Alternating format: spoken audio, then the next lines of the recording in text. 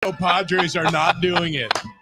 It's how quickly they fall from grace. Oh, we may have an echo going. You got to turn the volume off the computer. Oh, I didn't realize it was up. There we go. There we go. So welcome in. Good morning. It's already a Thursday. It definitely feels like a truncated week. We're going to try to fit a lot into the show. A lot going on. So you have the Padres doing what the Padres do. We'll get to that. You have the Lakers circling seemingly their next head coach. There's craziness happening everywhere you look in the offseason of college football. But yeah, before they head out to Kansas City, the Padres wanted to make sure that we all remember exactly who they are. They are the most frustrating team to root for in baseball. You don't want to get 3 games over 500. Come on, please, no. And a win streak is a win streak. You stop at 3 wins and you move on. As soon as you call it a streak, that's enough. I will not have one single another win out of you.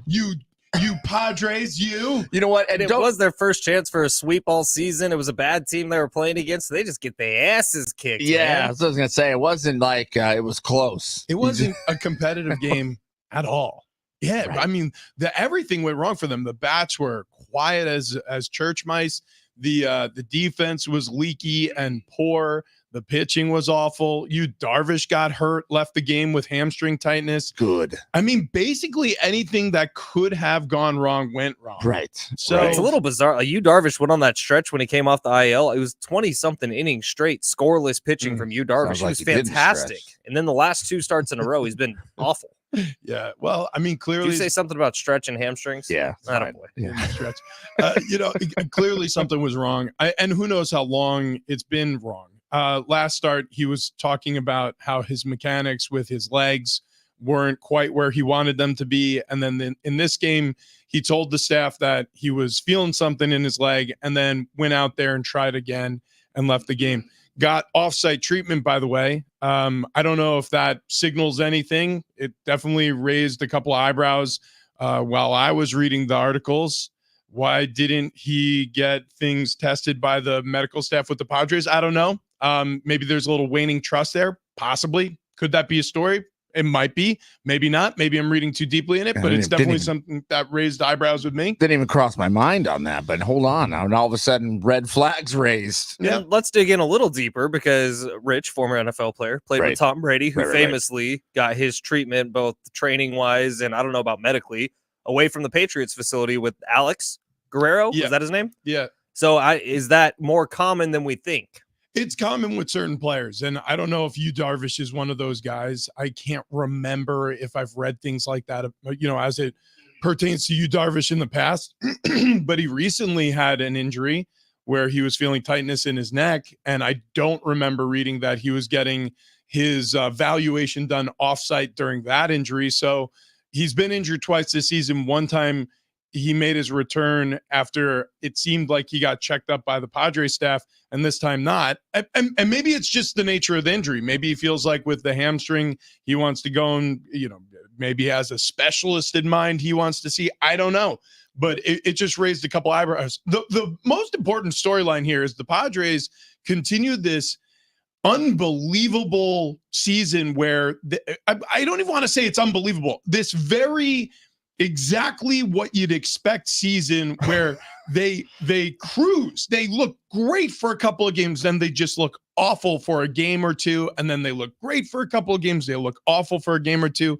When do we get off the roller coaster? Well, they're consistent, right? Yeah. I mean, not consistent in a good way, but they're very consistent. And I yesterday didn't come as a surprise to me. Nothing comes as a surprise to me with this Padres team. And you look at this Kansas City Royals series coming up, and I'll ask you guys the same question Darren asked me a couple weeks ago when they were going into the Dodgers series. Said, would anything surprise you coming up this weekend? A 3-game sweep for the Padres probably wouldn't surprise me. A 3-game sweep for the Royals probably wouldn't surprise me. A 10-1 loss followed by a 10-1 win probably wouldn't surprise me for this Padres team. And I don't think I can be surprised anymore by this team. Like, I think at this point, we know exactly who they are, and this is it. It's a team that can go out and beat the Marlins and look pretty good for 2 days and then get their absolute asses kicked in the next day. 3-game sweep would surprise me. That one would surprise me. Yeah, because it hasn't happened yet. It hasn't happened. We haven't seen that one. They did win 3 in a row against a team, but it was in a 4-game series. I can't remember who that was. Oh, it was a good team. Was it the Braves? It may have been. Yeah, in fact, I think it was. And Yeah. then they lost on the getaway day or Yeah. the doubleheader. Yeah, that's right. Yeah, they beat the Braves twice, won the morning game, lost on the second game of doubleheader, and then lost promptly to Cincinnati immediately after landing in Cincy. So when you think about the Padres and the way the season's gone, I agree with what you said, Fletch. I really honestly wouldn't be surprised by anything. I wouldn't be surprised if they went on a stretch where they won 10 straight. I wouldn't be surprised if they went on a stretch where they lost 10 straight. I mean, the one thing I can tell you is what is consistent for the Padres is the fact that whatever winning they do is followed by losing. That's almost matched or equal to the amount of winning they do. So my expectation is for any success they have, it is going to be equaled by failures, and this is to be fair, for any failures they have, it's going to be equaled by successes that will quickly follow, because that's what it's been. They've just been this weird up and down, like cannot find a consistent note to strike type of team. Yeah, and there was moments that I saw in the past 3 games that I felt like maybe this is a different look for this team. Maybe this is a different characteristic that's going to emerge now, and they're going to start beating these bad teams like they're supposed to. Now they won the series, so I can't complain too much. But I felt like maybe they were going to start to get hot right now, and now that's gone. That is gone in one Joke's game. on you. One game. Now, I don't know if this is the right time to get hot, to be quite honest. I mean, I feel like I would rather it be hover around 500 till the last 10 games, like you talk about, Rich, and then all of a sudden you turn it on and win 8 out of 10 of them, and then you're in the postseason. You're hot right at the end there. You start rolling through the postseason, and things look good, but. Who knows? I mean, it's not a bad time to get hot. Consistent wins would be great. It's never a bad time to get hot. And I was driving around at around 3:00 yesterday, listening to John and Jim's opening segment after my physical therapy appointment, which I'm in so much pain from. But they were talking about how nice would it be if Manny Machado or Fernando Tatis Jr. just went on a tear, and it seemed like they were the reason they were winning, and they take 8 out of 10 games over some sort of stretch, and it's on the back of one of those guys who hits 5 home runs and a couple doubles in the middle of it. And so far, we just aren't really seeing anything from either of those guys. Now, can we talk about the question that is really burning in everyone's minds here as we wake up on a Thursday morning? What's that question? Rich Rohrnberger's haircut. Oh, yes. Everybody's been talking and asking about it. You made one of the pretty popular on the text line. One of the craziest comparisons I've ever heard in my life. I've adjusted it. I couldn't even follow it. Yeah, well, it makes sense in my head. Well, yeah, this is the literally the first words that Fletch said to me this morning. He was like, "You look like a mixture between Cristiano Ronaldo and Michael Jackson." No, that's not quite what I said. Now. It's no, it's not. I'll tell you exactly what I said. You look like Cristiano Ronaldo went full Michael Jackson. Like when Michael Jackson's skin pigmentation changed color. Like you look like if Cristiano Ronaldo was white, is what I'm trying to say. And it's because your haircut makes you look like you're like a bruiser on a Italian soccer team or like a Portugal soccer team. Do you have any idea how long it took me to even remember who Cristiano Ronaldo was? At first, I was like, he's like the most famous athlete in the world. It's like 6 a.m, and I'm thinking to myself, I'm like, Cristiano Ronaldo. I was like, yeah, well, he has lighter skin than Michael Jackson ever had, by the way. I know maybe that's a bad comparison. I think what I'm trying to say is you look like the bruiser on a European soccer team. Like that haircut is very soccer.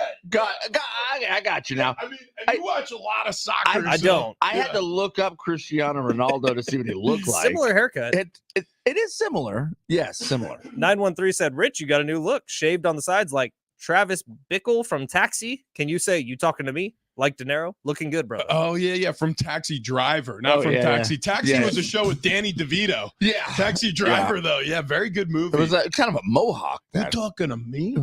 There's nobody else around here. But so thank you. Thank you. So well.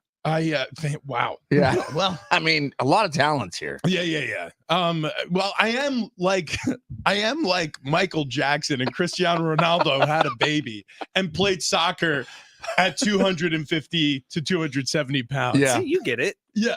No, I still don't get it. And nobody ever will. That was the most bizarre comparison I've ever heard in my life. Can I tell you that I have not stopped thinking about our fourth member above the Wolfpack, Joe Moon. Oh my following gosh. us, finding us over on the afternoon show on 101.5 KGB. What an unbelievably happy surprise it was. So Joe Moon, for anybody who listens to this show, you know exactly who we're talking about. Over on 101.5 KGB, My guys. where we do the afternoon drive show, my guys. He discovered us and left us a talkback using the talkback mic on the free iHeartRadio app. And it was one of the most beautiful moments I think we've had as a show so far. Do we have it available? Fletch is pulling it up right now. Okay, he is. But I mean, a sentimental moment for all of us. We all played it individually as it was sent out, I think, by you, TD, on the group text last night, and really beautiful. It's one of those things where, you know, sometimes you don't feel whole until something happens. Sometimes you feel like a puzzle piece is missing until something happens and you don't quite know what it is. And then all of a sudden, Joe Moon leaves a talk back. Hey guys, hey, how's it going, my guys? I don't know what happened, but my heart thing, you know, it got a little crazy. It kind of kicked me off, you know what I'm talking about? But hey, let me just tell you guys something. Good evening, my guys. Good evening. It's kind of funny saying good evening and not good morning, you know? But hey, guys, I found you. The Wolf Pack is back together again. Big Reese, TD, Flash, Yo Moon. You know what I'm talking about? Come on, guys. I'm ecstatic right now, guys. I am like a fat kid in the candy store right now, guys. You know what I'm talking about? It's my favorite human being. That is my favorite human being God, right there. it's like when a house becomes a home. That's right. Yeah. That's right. I feel like we can finally put up the sign that says "Gather" in our kitchen from Home Goods. Wow. Oh, Thank you, Joe Moon. So good. Yeah, thank you. If you would like to leave us a message or ask us a question on the talkback mic, go ahead and tap that microphone there on the free iHeartRadio app, and you can leave us a message, a Yelp review, or like I said, ask a question. Anything you want. It's open season. Fletch, how's the ankle? You brought it up. It felt like you wanted to talk about it. Physical therapy, moving right along. You slipped on an acorn. You broke your leg. You had surgery. You were down for the count. You were scooting around here on one of those little scooter things. And then he sent us an Aaron Rodgers video, by the way, and I thought, it looks like an ankle. Like, it looks like an acorn injury. Yeah, that to me, yeah. That's classic acorn injury. Yeah. We'll get to Aaron in a little bit here, but first, we have a gentleman who's now walking around the building, kind of, I mean, you're free balling it. There's no card underneath you. Sometimes you ditch the crutches to walk down, get yourself some Cheez-Its. You also started wearing polos? Yeah. What's going on? I haven't done laundry in a really long time, so I'm really emptying out the closet. Is that lime wedges on it? I think I actually, only time I've ever worn this was in Mexico. But yeah, it's like cocktails and lime wedges, and it's a great shirt. Classy. Yeah, 100%. I love you dressed like Rodney Dangerfield in the movie Caddyshack. You're welcome. That's like the highest compliment you could ever give me. Thank you, Richie. It absolutely is. The ankle's okay, and just to clear things up, because people I think that I just like stepped on an ankle and my leg snapped in half. That's not quite what happened. I did step on an acorn.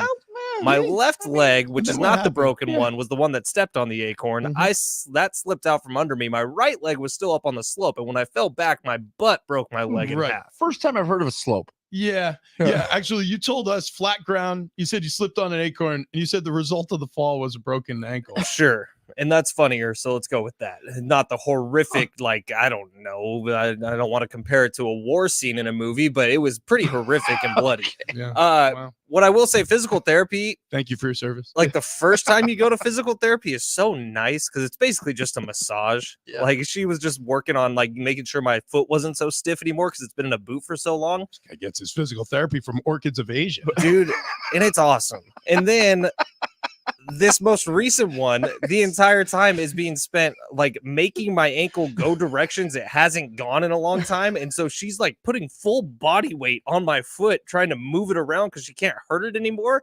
And it hurts so bad. Search the yellow pages for BDSM. For $40 an hour. Yeah. What kind of mask do you have to wear when she does all this? All the masks. And $40 an hour? Jeez. They're all leather. You haven't done physical therapy. I see like what my insurance gets billed out on these things. Yeah. This is thousands of dollars every time I go. Oh, look, we got to fix you. Okay, no matter what the cost. I'm getting there. It doesn't matter. I mean, like, if they have to put more metal in that ankle, we're fine with that. Whatever it takes. Because we're golfing here in a few weeks. Yeah. So you better get right. Yeah. You better That's get coming right. up quick. Yeah, it is. You better figure it out, pal. Do we need to call this physical therapist? I think we should. Right.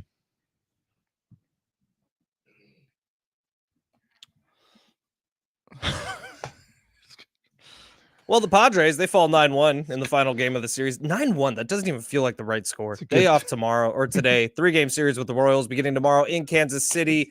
Sticking with baseball, did you guys see this? The Mets reliever, his absolute meltdown yesterday after their 10-3 loss. I loved it. This is the best story of baseball right now. It's He incredible. chucks his glove into the crowd, gets ejected from the game, and then post-game, he's sitting around the little media scrum, and he calls the Mets the worst effing team in baseball. Yeah. Well, the update is the Mets had a players-only meeting, not including Jorge Lopez after the game. Shocker. Jorge Lopez has been cut by the Mets as of this morning. He is no longer on the team. Western Conference Finals, Game 5 is going to be tonight. Mavericks, T-Wolves. It's win or go home for the Timberwolves. It's in Minnesota. You feel like they might be able to get this one and extend the series. And in golf, all charges have been dropped against Scotty Scheffler after that incident in Louisville 2 weeks ago where he ruined a pair of $80 police pants and he was arrested before his round after an altercation. It was an interaction. It was a conversation with a police officer. We've seen the video now. I don't know how the pants got ruined. Still don't. Well, so the story is that the police officer tripped at some point and tore the pants. That was not the original story. No, the original story was Scotty Scheffler brutally dragged him through the streets via his car, ruining the pants. And then the story was as he was holding on to the car, when he got pulled slightly is when he tripped over a curb. Now, I haven't seen video of him tripping. No, I haven't either. He was standing up the whole time. He looked like he was on his feet. Yeah. So this from Mike O'Connell, who is the county attorney for Jefferson County. He said, based upon the totality of evidence, my office cannot move forward in the prosecution of the charges against Mr. Scheffler. Mr. Scheffler's characterization was, quote, a big misunderstanding, close quote, is corroborated by the evidence. Look, the evidence they had was video footage. And when you have video footage and it is closer to that of the description of the person accused as opposed to the person who's supposed to uphold the law, there's a big problem there. So the police officer, and look, we've said this at the start of this, we'll say it again today. Most police officers are great at what they do. They're highly trained individuals in highly stressful environments, and it's a job I won't do, wouldn't want to do. And when I'm in trouble, I call the police. Correct. Like that's the first call. I mean, so San Diego PD or any of the other police departments that I've ever been involved with, by the way, I've never had a bad interaction. In this situation, this Louisville Metro police officer who was making all these accusations against Scotty Scheffler was way out of bounds because none of what he or they claimed happened. I mean, correct. And so I mean, based on the video evidence that we saw from the telephone pole video cam that was directed toward Scotty Scheffler's car as he was making his way toward the Valhalla Country Club or golf club, I mean, it showed none of what was described as him brutally dragging an officer for several feet before coming to a stop and having to be forced from his vehicle. And there are several other eyewitness videos out now. There's a video of Scotty in the back of the police car saying, look, I had no idea that was a cop. I had no idea what was going on. Everything just happened so fast. I'm pulled out of the car. I mean, I don't know what you're talking about right now. So, I mean, there's just one thing after another that shows Scotty he's still in the wrong here. However, the story we initially got was not correct. Well, the crazy thing is, I don't even necessarily believe that. I mean, that he was in the wrong? Oh, yeah. No, I don't. I mean, here's the reality of the situation. Again, and this is what I said the day this occurred. When you are arriving at a crime scene, or say you're arriving to your workplace and you're like 100 feet away from your workplace and there are cones set up and you know you're about to be late for something important, if you're the first person or you drive up and you talk to somebody who says, yeah, come on through, like that was his story. Somebody instructed him to drive through. And then all of a sudden somebody else is waving you down and knocking on your window and trying to pull you from your vehicle. I would be confused too. If somebody waved him through, I do not believe he was in the wrong. If he just decided I'm going to go on the outside of these cones and get around all these cars, I mean, technically, you weren't supposed to do that. Now, I think that what he said publicly after the fact was exactly what he should have said, which was, look, I apologize for the misunderstanding, but that's all this was or ever was. Obviously, my heart breaks for the family of somebody who tragically lost their life. And that was the whole reason why there was an active crime scene. So he handled this diplomatically and perfectly. To be perfectly honest with you, Jefferson County or Louisville Metro Police or whoever is to blame for these ridiculous charges brought against Scotty Scheffler in the first place, it was a overuse of power, and we've heard that story before, unfortunately. And what it sounds like to me is the first guy that Scotty talked to, if he did talk to a first person like he said, knew who Scotty Scheffler was. We're like, yeah, dude, you're going to be late. Go on in. You go around this way. You just tell them I said to go.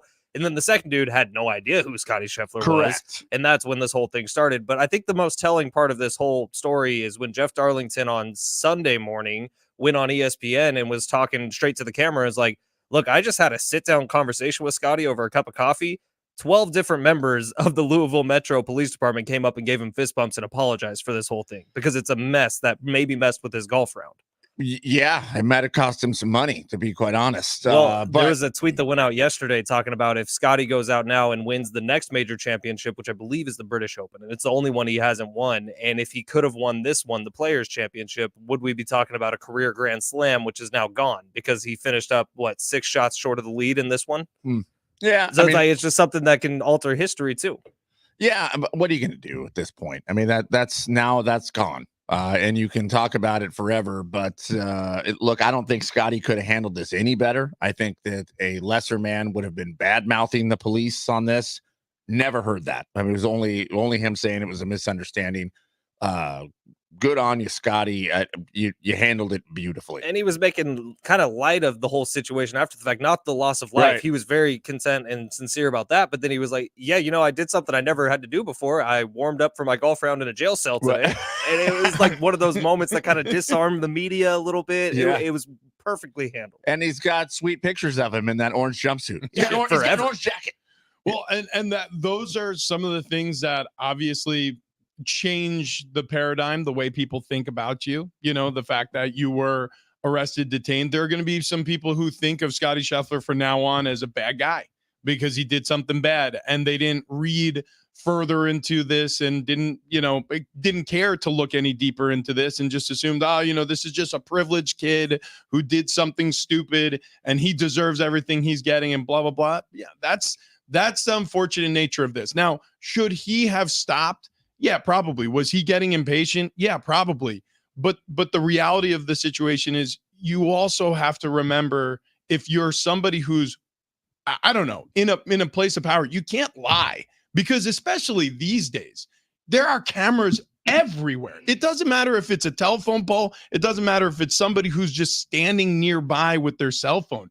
Everything is on video evidence. So you got to be so careful. This could have been open and shut. Scotty may have been guilty of something and of lesser charges, but you can't trump things up, especially when you're talking about the number one golfer in the world. And that's what it felt like from the jump. So that story goes away now, at least for now. Oh, Jeff Darlington's going to have a 50,000 word essay on the whole experience with stuff we didn't know about before. It's going to be fantastic. It's going to be hitting ESPN in 6 weeks. I have no idea if that's actually going to happen. It feels like that's where it's all leading to. So we have a developing story in baseball.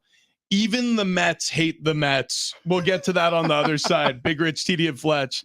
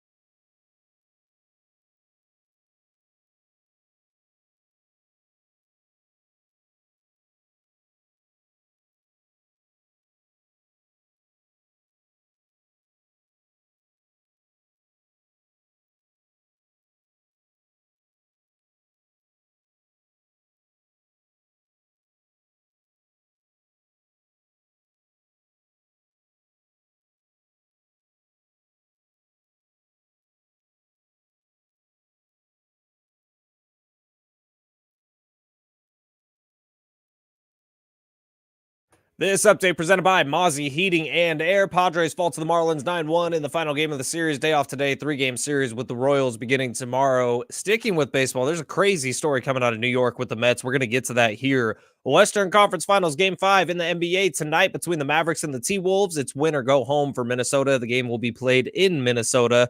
And in golf, all charges have been dropped against Scottie Scheffler after that incident in Louisville a couple weeks ago, where he was arrested before his Friday round after an interaction with the police officer. Odd sounds and stinky smells coming from your heating system. It's time for some Mozzie Love. Annual heating maintenance checks from Mozzie Heating and Air can increase your comfort and provide a more cost-effective operation. Go to Mozzie.com and schedule an appointment today. Champ here. When I'm in San Diego, I'm always hanging out at San Diego Sports 760. With who? Big Rich, TD, and Fletch. Whammy! Woo! 4-pack of tickets to go see the All Blacks taking on the Flying Fijians. It's going to be happening July 19th, Snapdragon Stadium. Ticketmaster.com for dates and seats, or just keep listening for your chance to win those here. Also, a pair of tickets to go see NF at Viejas Arena June 6th. Tickets and info there at Ticketmaster.com, or keep it locked in here. Absolutely. Looking forward to give those away. Deets and seats. Ticketmaster.com. So let's get to this one. I don't even know where to start. It doesn't matter. It's great. Pick a spot. The Mets have a reliever. He was ejected from a game. He heaved his glove into the seats over the dugout. Well, he was ejected just before that. He had a confrontation with the third base ump, which I don't even know what was said. Did we ever find out what was said to him? There was some words exchanged, and I believe there was an FU thrown at him. The third base ump says, "You're out of here." Walking back to the dugout, he pauses, walks over to the crowd, flings his glove over the net. It was an impressive throw, impressive toss, because he was so close to the net. It was great. He's got an arm. He's a pitcher. Yeah. I mean, it was fantastic. Jorge Lopez, if there's one thing he has, is an arm, and he knows how to use it. Well, put that on your resume, buddy. Well, yeah. So that's his reaction then to the ejection. I didn't realize that he was ejected before that. I thought he was asked to leave the game. He was upset about it, upset about his performance, and then heaved his glove and was ejected for that. But either way, ejected from the game, threw his glove into the crowd. And then post-game, this is what he had to say to the media when they asked him about the entire experience.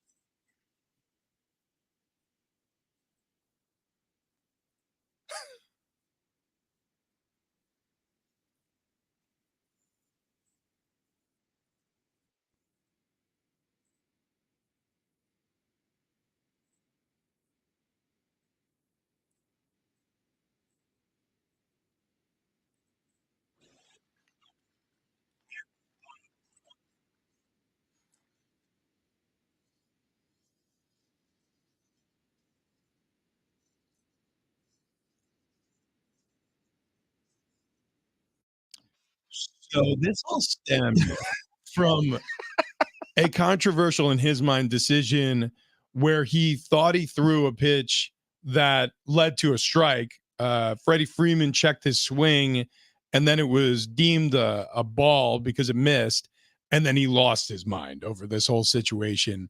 So if you think about this, 2-1 slider could potentially cost this guy his career, because instead of handling it like a pro and being like, sometimes you miss the zone, and every once in a while they miss on a check swing and you move on with your day, he absolutely melted down, and as a result continued to flame the organization in front of the microphones of the waiting media. Yeah, the quote there was "worst effing team in the MLB." That's the one. And then later he said, "I'll be ready to show up to work tomorrow if they want me."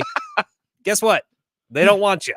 The Mets, at least they have plans to cut Lopez after post-ejection glove. He's been DFA'd. Okay. Yeah. Yeah. So this is getting handled that pretty fast. Have you ever seen anything like that? Like, really, honestly, have you seen a player go to a podium after an NFL game or a baseball game or a basketball game and not even just roast the team a little bit, but outright call your team the worst effing team in the league? Not in this in this plane of English, I guess. It was never made this clear that, but there have been guys who have either in a veiled way blamed other subtly, people. This was opposite of subtle. It was great. I mean, bring that. I like that a lot. Yeah. just go ahead and pour your heart out there in front of the mic. By the way, I mean, Padres might use a pitcher. Just saying. Probably get him on the cheap. Yeah. This feels like one of those $1 million babies for AJ Preller that works out in a big way. And you know he's going to play nice guy after this. Listen, he has a 3.76 ERA this year. That's not terrible. He's been in 28 games. Man, I bet it's less than $1 million. You could grab him.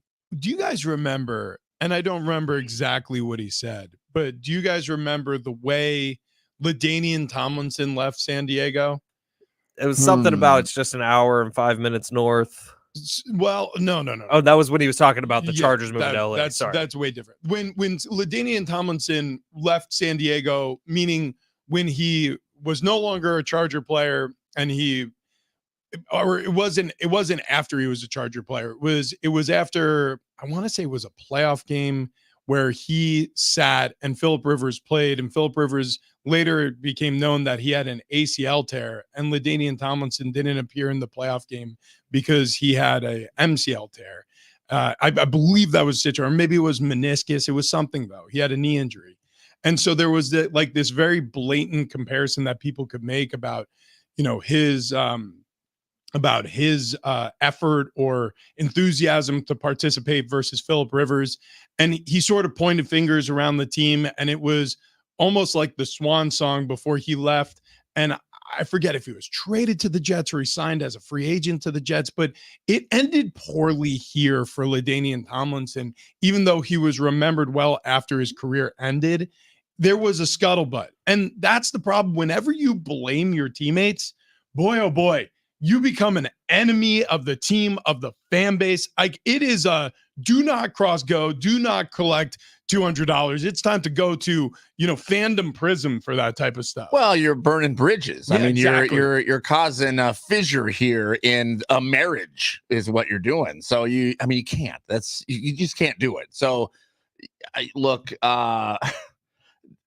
making stupid comments like this against your team, unless you just don't want to play for them, I mean, you're not going to play for them. You're ruining a relationship. So I do actually, Kevin Acey wrote this article looking back on the 2007 AFC Championship game. Tomlinson had the MCL sprain in the AFC divisional round over the Colts, the win. And that would be the final game he played, because in the AFC Championship, Teddy Bruschi hit him on the knee, aggravating the injury in one of the first plays of the game. And so he was on the sideline with the visor, the helmet, everything on, with that puffy jacket. I remember that image. Yep. And Phillip Rivers was playing with he just had the scope on his ACL, and that was like 6 weeks earlier, and he was playing through the whole time. And Antonio Gates also could hardly walk. He had Phillip Rivers had an ACL reconstruction. I mean, so he was playing on a freshly repaired ACL, and you had a situation where LaDainian Tomlinson got hit.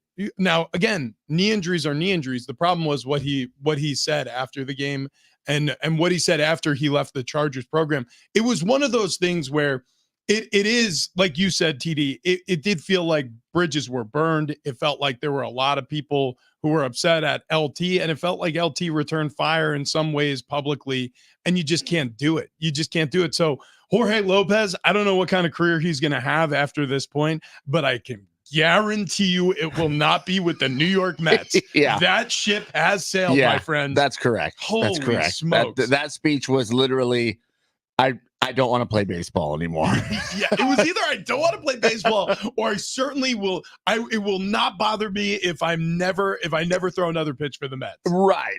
I mean, I agree. The Mets is that ship has sailed. However, it is tough if you're talking bad about your team like that to also save face to the next team. Yeah. I mean, you look like a bad guy. Yeah. So, but again, Padres could probably pick him up. Anyone opposed? Yeah. To bringing him here if he's good? I mean, if he's good, I'm fine with it. I mean, we've done dumber things.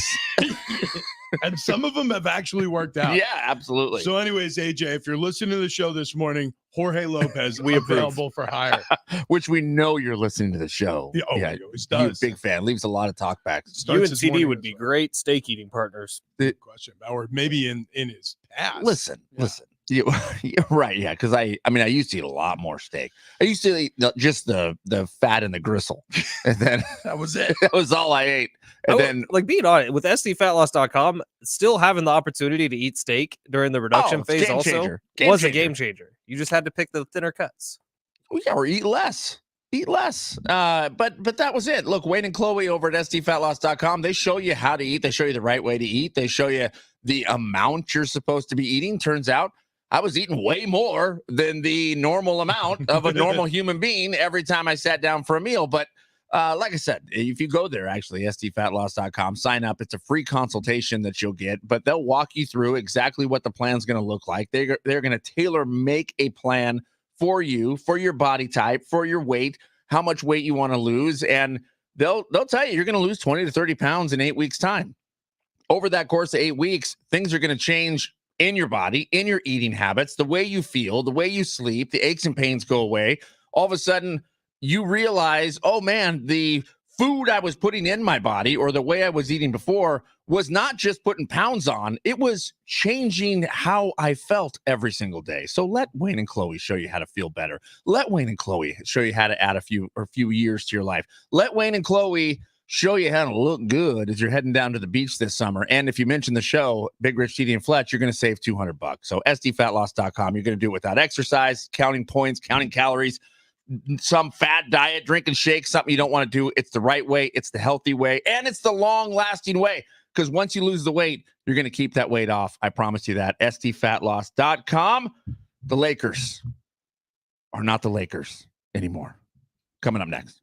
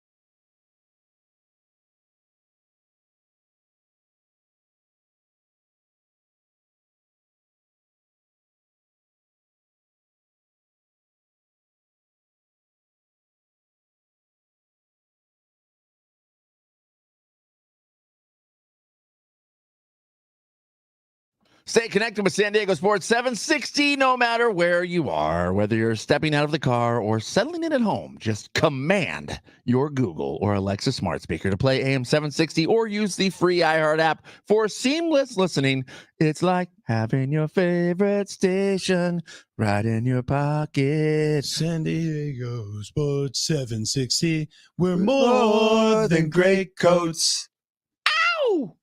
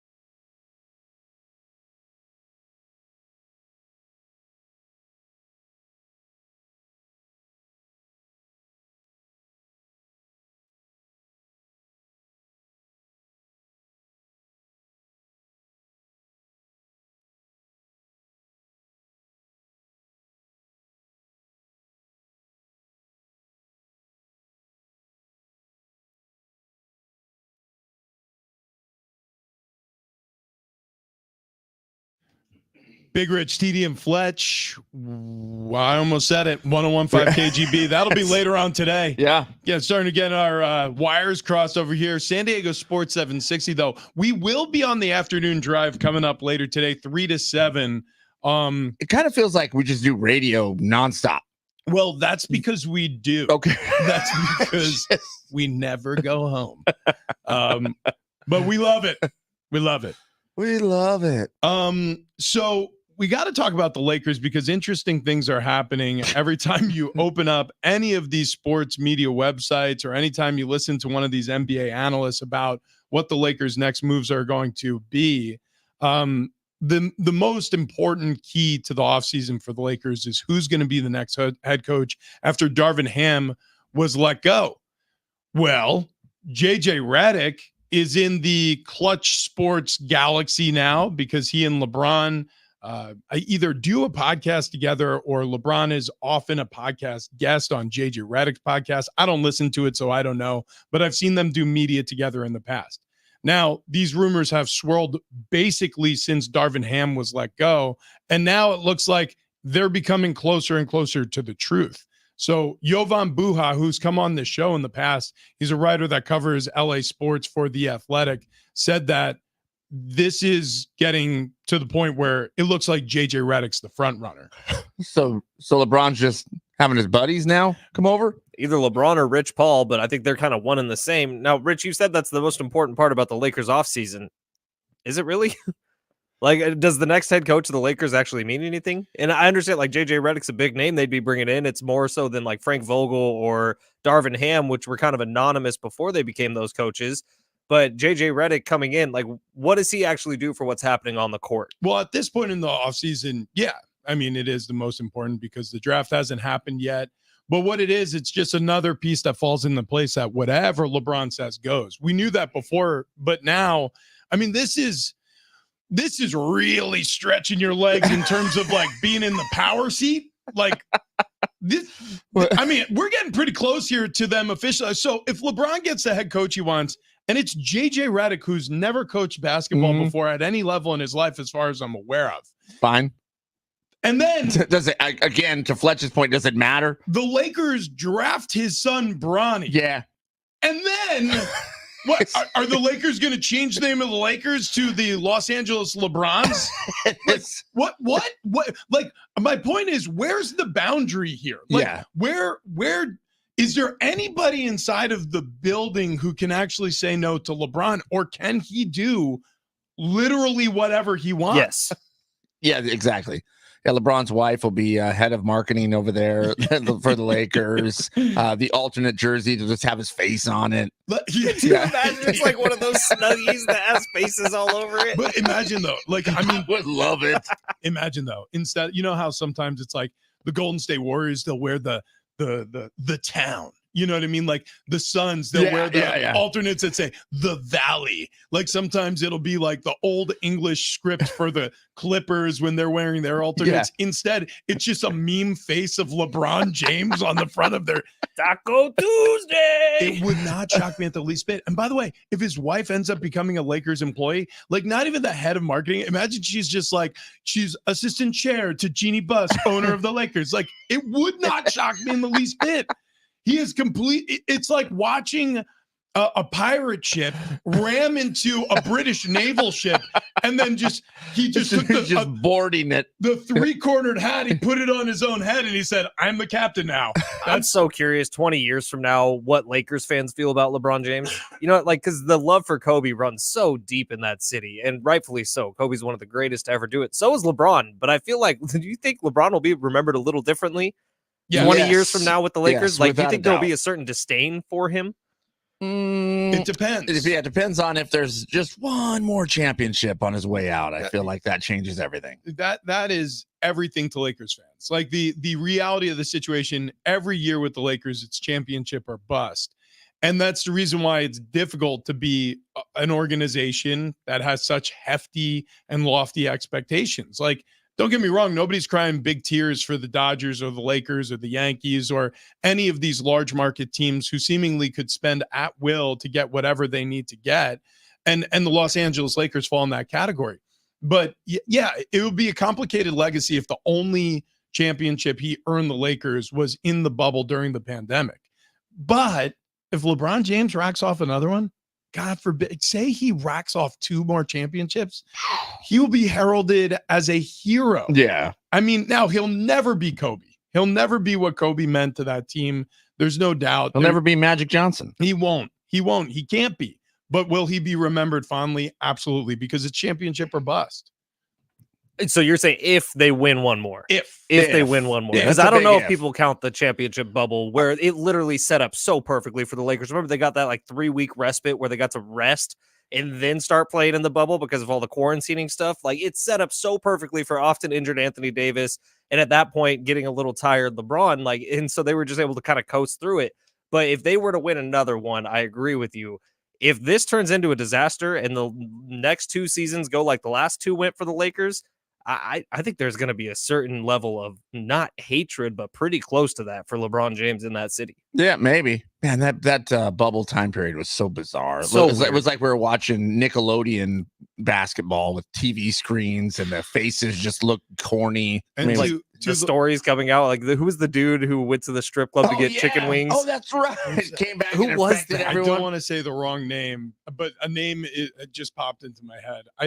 We'll look it up.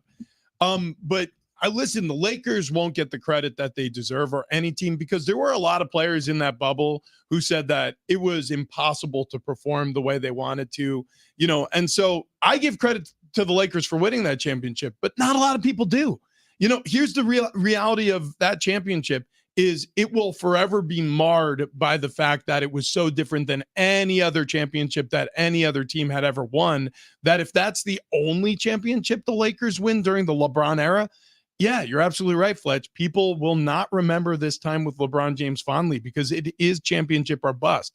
Now, however, if they sign JJ Redick as the head coach, if they sign his son and this works out, LeBron James will be heralded as a hero. He will, because if they win championships, I don't think anybody cares who the coach is. I don't think anybody cares that nepotism got his son the job with the team. I think everybody just cares about seeing that banner hung at crypto.com arena in LA. 1,000,000%. And whether they win or lose, I don't think anybody cares who the coach is for the Lakers right now. I mean, no, it doesn't matter. That's why, yeah, bring your buddy and LeBron, because we know who's running the show. Was it Lou Williams? I think it was Lou Williams. It was Lou Williams. I think it was. That was the name that popped in my head. Okay, yeah, I'm pretty sure. Like, I'm reading a Bleacher Report article from a couple years ago that was talking about Lou Williams because they nicknamed him Lemon Pepper Lou for the wings that he went and got from Magic City. I'm pretty sure that was the name that popped in my head. All you got to write is Lou Williams chicken wings bubble, and I'm pretty sure those search terms will bring you right back to 2020. Yep. Yeah. Yep. Here it is. Lou Williams opens up on the difficult chicken wings and strip club story. That story was written July 2022. Dude, it was like Tiger King, Lou Williams strip club were my two favorite COVID stories. I'll tell you right now, the Jordan documentary, Lou Williams, and yeah, Tiger King got me through the pandemic. That was my fuel for months. That Jordan documentary was fantastic. It was so good. Fantastic. It was so good. And we were such a captive audience. And the fact that it would have been good had it been released outside of the pandemic times. Oh, yeah. It made it all the better because they're like, oh my God, this actually like looked like a produced, like filmed thing. Yeah, because we were okay with like a third Bill and Ted's during the pandemic. And we were like, I mean, I kind of liked it. Can anybody wake up the guy who did Back to the Future? Can we handle that? Exactly. The Professor? There was another Coming to America that we were okay with. I mean, everything was lower expectations. Lots of people became UFC fans and golf fans during COVID because they were two of the first sports back. Speaking of lowered expectations, the Padres hit the road to Kansas City to face the Royals. What do we expect to happen this weekend? We'll discuss coming up next.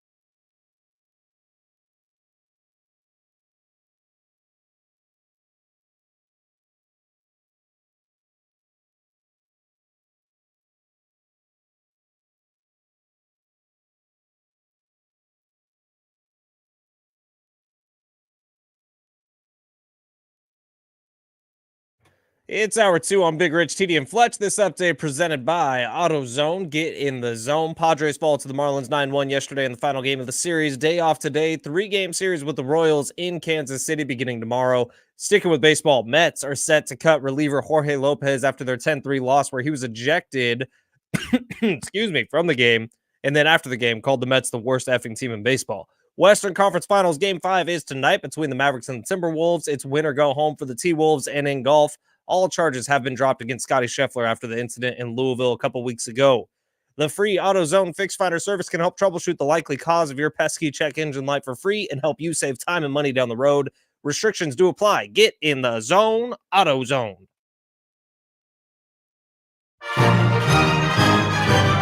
Good morning and welcome to the show, Big Rich, TD, and Fletch. Happy Thursday to those who celebrate May the 30th. I mean, we are embarking on the summer months here, folks. It's happening. The dog days are here, and the Padres, they're dogs. We're 3 weeks from the solstice. Yeah, man. Wow. It's moving. It's motoring forward. So we discussed this a little bit this morning, and we're going to get to our morning monologues, and we'll get to an NFL storyline that actually has a lot to do with this show. We'll explain. But we started talking about the Padres for obvious reasons. A 9-1 collapse after a win streak began, and everything that could have gone wrong did. Quiet bats, terrible defense. Yu Darvish gets hurt and leaves the game. It really does feel like Murphy's Law with the Padres. As soon as things start turning positive, they just find a way to dash our hopes with a loss like that. So Darvish leaves the game with tightness in his hamstring. If it's a hamstring problem, how long does that linger? It could linger all season. The problem with the problem with gosh, that's just saying that turned my stomach upside down.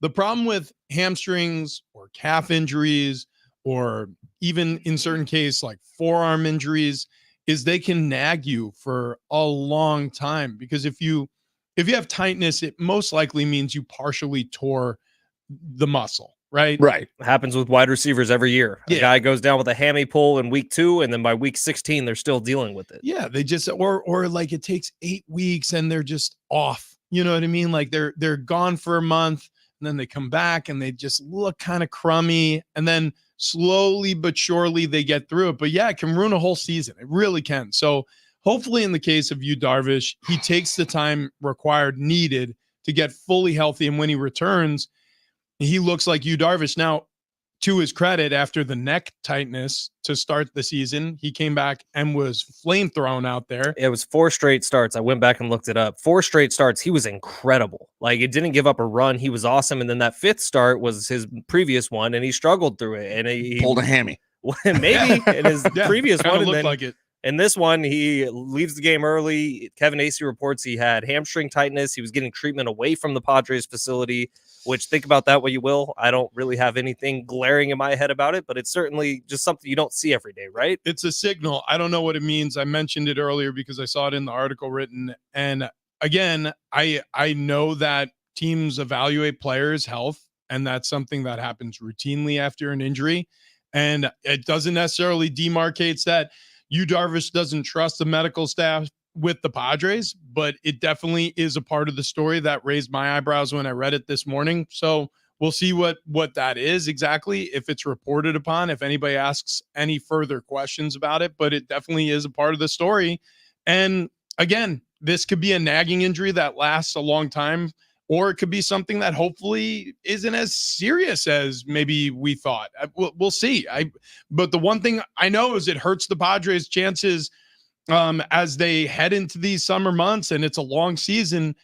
You probably need to start thinking about an arm at the trade deadline now. Yeah, I mean, I guess if you're trying to find a Padre positive and you're going, if you're gonna have tightness and you're gonna have to be out, it's better to be out at the start of May and June, I suppose, than as you get into July and August. So, yep. I mean, I guess that's a positive. You got Xander out. He's not expected to be back until at least August, I think is the general consensus here. So it's a rocky road for the Padres that are struggling to stay above 500 And or it's- at 500. And it's not a surprise either. Like what happened yesterday didn't surprise me at all. Now, the way it happened kind of surprised me. Like you get a Manny Machado fielding error, which just doesn't happen. It was a throwing error, actually. And it just, you never see that with Manny Machado. Like even when he's struggling at the plate, usually his defense is just as good as it always is. But uncharacteristic error from Manny Machado yesterday. And if you are around social media at all last night, feels like the tide has turned on Manny Machado. Like he's not hitting. And if the defense isn't there, like it wasn't yesterday, like there's people who are upset with the quote unquote captain of this baseball team. And I don't know that those roars are going to go away anytime soon unless he turns it around and starts hitting. That's the only way. It's the only way. You start hitting, you start performing, you start doing what you're paid to do, and the naysayers will turn around. They'll be Let quiet. all naysayers know. It's exactly. Hashtag And that's what, stand on business. that's what we do here on this show. Yeah. We stand on business. Yeah, there's no question. And so does Manny Machado, who has been known as the Cristiano Ronaldo of third base around many circles. I actually haven't heard that one. Well, yeah, Oh, you haven't heard that? Wow, No. that's crazy. You know, that's shocking because Yeah. because you're the one who referenced Cristiano Ronaldo You're first the one who this got morning. Cristiano Ronaldo's haircut. It looks good. I'm not like Cristiano Ronaldo's a handsome man. It's a compliment I'm trying to give you. There's no question about it. There's no question You about do look like the guy that they would bring into a soccer game just to go get a red card and get not killed at or knocked out. it. Is that what his role is? No, Cristiano Ronaldo is like I don't think. not important. I think you're conflating hockey His role is and, to have great haircuts. and soccer. I got goons in soccer I don't. too. I don't think Yeah. there are. I Yeah, don't there think are. there are. You're a big soccer guy, so you Huge. would Yeah. know. You're very big. You watches a lot of soccer, I and did he watch watches a lot of UFC. that Ask him. Hulu documentary with Ryan Reynolds and Rob McElhenney about the soccer team they bought. Very good watch. Was that?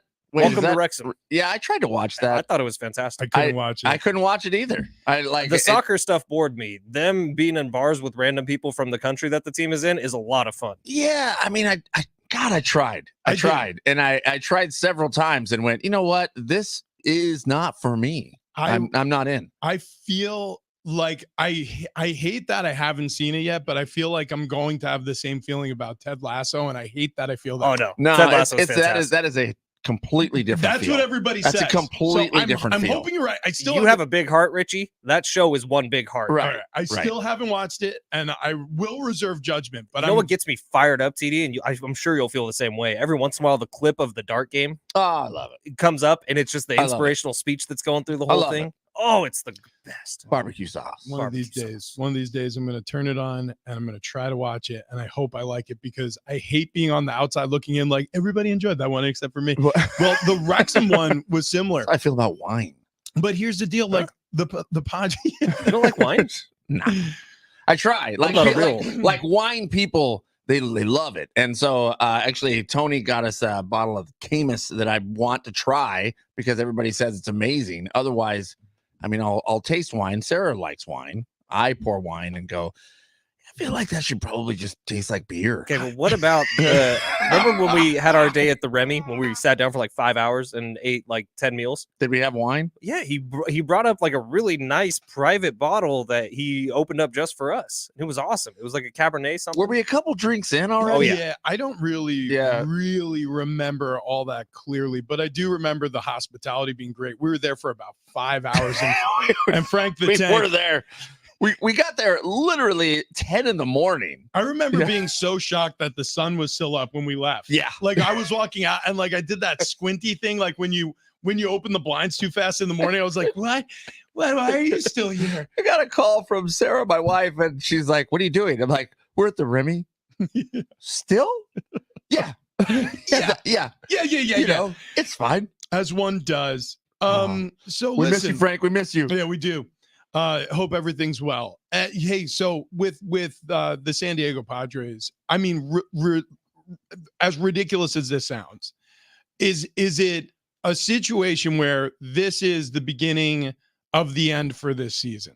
Like in terms I of hope not. like, hang on, in terms of like you, Darvish, going down with a hamstring or hamstring tightness, could this be one of those moments? Because everybody wants to talk about the turning point moment positively. I want to ask the question about like, is this going to be one of those canary in the coal mine moments where now all of a sudden this team starts losing steam? Now all of a sudden, because You don't really have a true leader at the clubhouse level.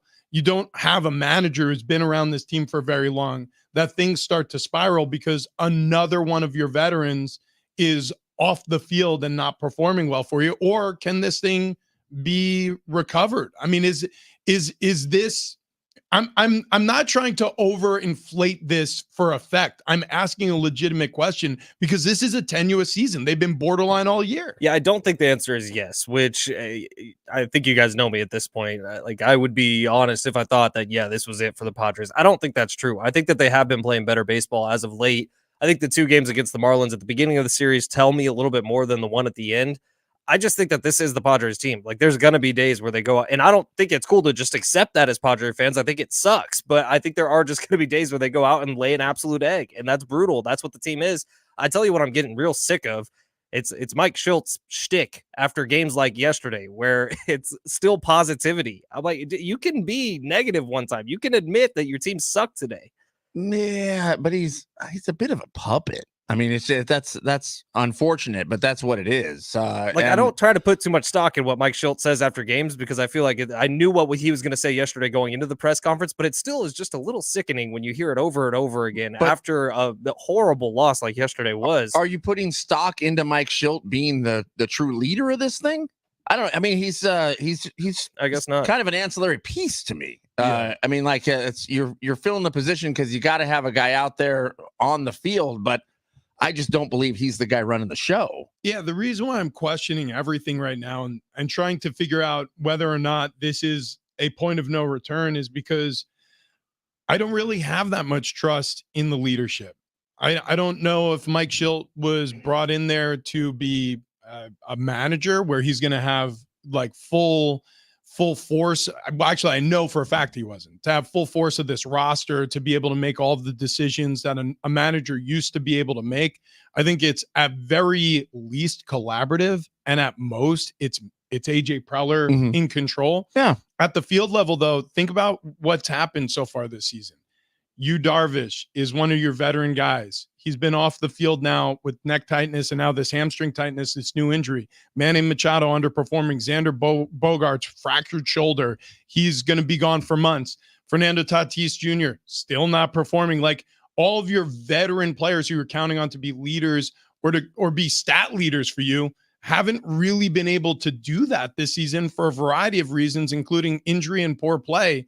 So win, because it's not a if, it's a win.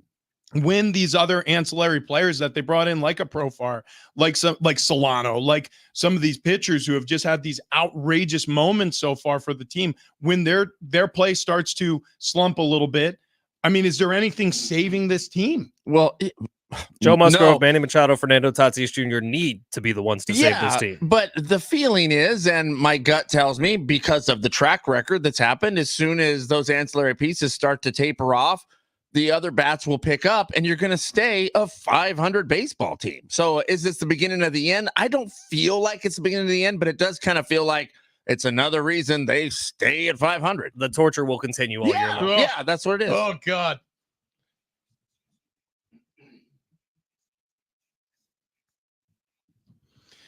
Yes, it is. And mine, we go to Premier League soccer. Cristiano Ronaldo. Hell yeah, dude. Fletch's favorite. No. I'm going to go with the Lakers. I'm going to go with the Lakers because I say one thing pre-show, and all of a sudden, it's just a thing. It was one of the it's a lot of Googling. I'm just like, I'm sleepy. I see Rich. He has a Cristiano Ronaldo haircut. I wasn't expecting it. I was like, no. That was not the comment. The reason why this is funny and sticky is because the comment was, I mean, you may have to repeat it again because I forgot. It was very complicated. Said, you look like Cristiano Ronaldo went full Michael Jackson. And that makes perfect sense in my head, which maybe says more about me than it does about you. Trust me. I had no idea what that meant. Trust me. That might be one of those moments. Let's just whispered something in our ears. The answer is, there's the proof we were looking for. I think that might be it. Just a sprinkle. Okay. Just a little bit. Just a little bit. Good Lord. Good Lord. Listen, here's the deal. For my morning monologue, and then I definitely want to hear from Fletch next. I got a good one. Okay, here we go. Wow. I want to talk about the Frankenstein monster that is being built 120 miles north from here. I don't know what the Los Angeles Lakers are going to look like next year, but I don't think it's going to be good. It doesn't feel like it. Oh my gosh. Yeah. So They're gonna get Kyrie Irving. Everything will be fine. He's like the most sane of the sane. okay, so the Lakers right now look like they're circling their wagons to hire JJ Redick. It looks like they're circling their wagons to draft Bronny James. And it looks like nobody other than Rich Paul and LeBron James are in control of that organization. And this really does feel like a full takeover. Like when this is all executed, when it is JJ Redick named the next head coach, and it is Bronny James Jr. Drafted to the Los Angeles Lakers, this is going to be an unprecedented moment in the history of sports. We've never seen a player exert more control over a franchise in the history of sports. This is insanity. I mean, now don't get me wrong. It could work. It could work. And then maybe this will be a path that other pro athletes want to take in the future. I guess. I mean, it's possible. Anything is possible. But my goodness, I mean, slowly but surely, it's like, you know how they say if you get like a tiny bit of poison, but it's fed to you over a long stretch of time, you can increase that dosage amount and eventually you'll become immune to it. I feel like that's what's happened to the Los Angeles Lakers. I think they've been poisoned in tiny doses, and that dose has been expanded to the point where they don't realize how much poison they're ingesting right now. And it doesn't seem to me like it's going to stop anytime soon. Did you guys see Semi-Pro? Yes. Love that movie. Yeah. Dude, LeBron feels like Jackie Moon. Like he owns the team. He invented the alley-oop. Yeah, he invented the alley-oop. And it's just so bizarre. Everything revolves around Jackie Moon. Everything revolves around LeBron James. It does not feel like this will end well. No. I mean, it feels like it's just going to crash. But hey, guess what? The Lakers will make a ton of money selling Bronny James jerseys. What he needs is a Monix to come out there and punch him in the jejunum. That's right. You actually had no idea where my morning monologue was going, which is beautiful that you bring up Semi-Pro. Okay. Because movie theaters are hurting right now, guys. I don't know if you've seen the box office numbers for some of the blockbusters that have been coming out. Like, Yeah, this is supposed to be a very bad summer. Furiosa was a complete flop, and I was really Shocker. excited to see it. I'm going to go see it this weekend, actually. We were What? supposed to go last weekend, but Kendall bailed. I don't even know what movie. That's the follow-up to Mad Max. Like, I can't wait to watch this movie. This is supposed to be the prequel to all the Mad Max, right? And I still am really excited to see it, and I'm excited to see it in a movie theater. And then Jim from The Office, John Krasinski, his new movie, which has an all-star cast of Ryan Reynolds, Steve Carell, the If Imaginary Friends, complete flop at the box office. Like, they spent hundreds of millions of dollars on this movie. They made like $31 million the opening weekend. Like, it's a sad state of affairs where we are, and I think I have the solution. Okay. All right. Bring back R-rated comedies.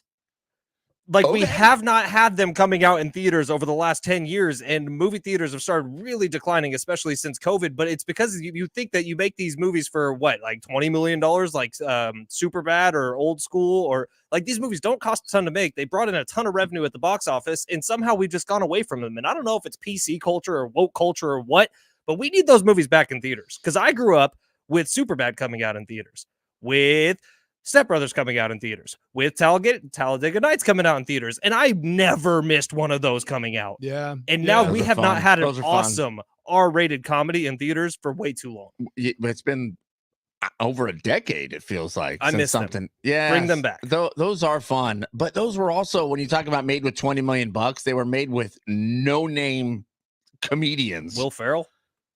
Will Ferrell was probably the biggest name. But I mean, Knocked Up. Did anybody know? Seth Rogen? Nobody knew him before Knocked Up. That's not true. He was in Freaks and Geeks before that.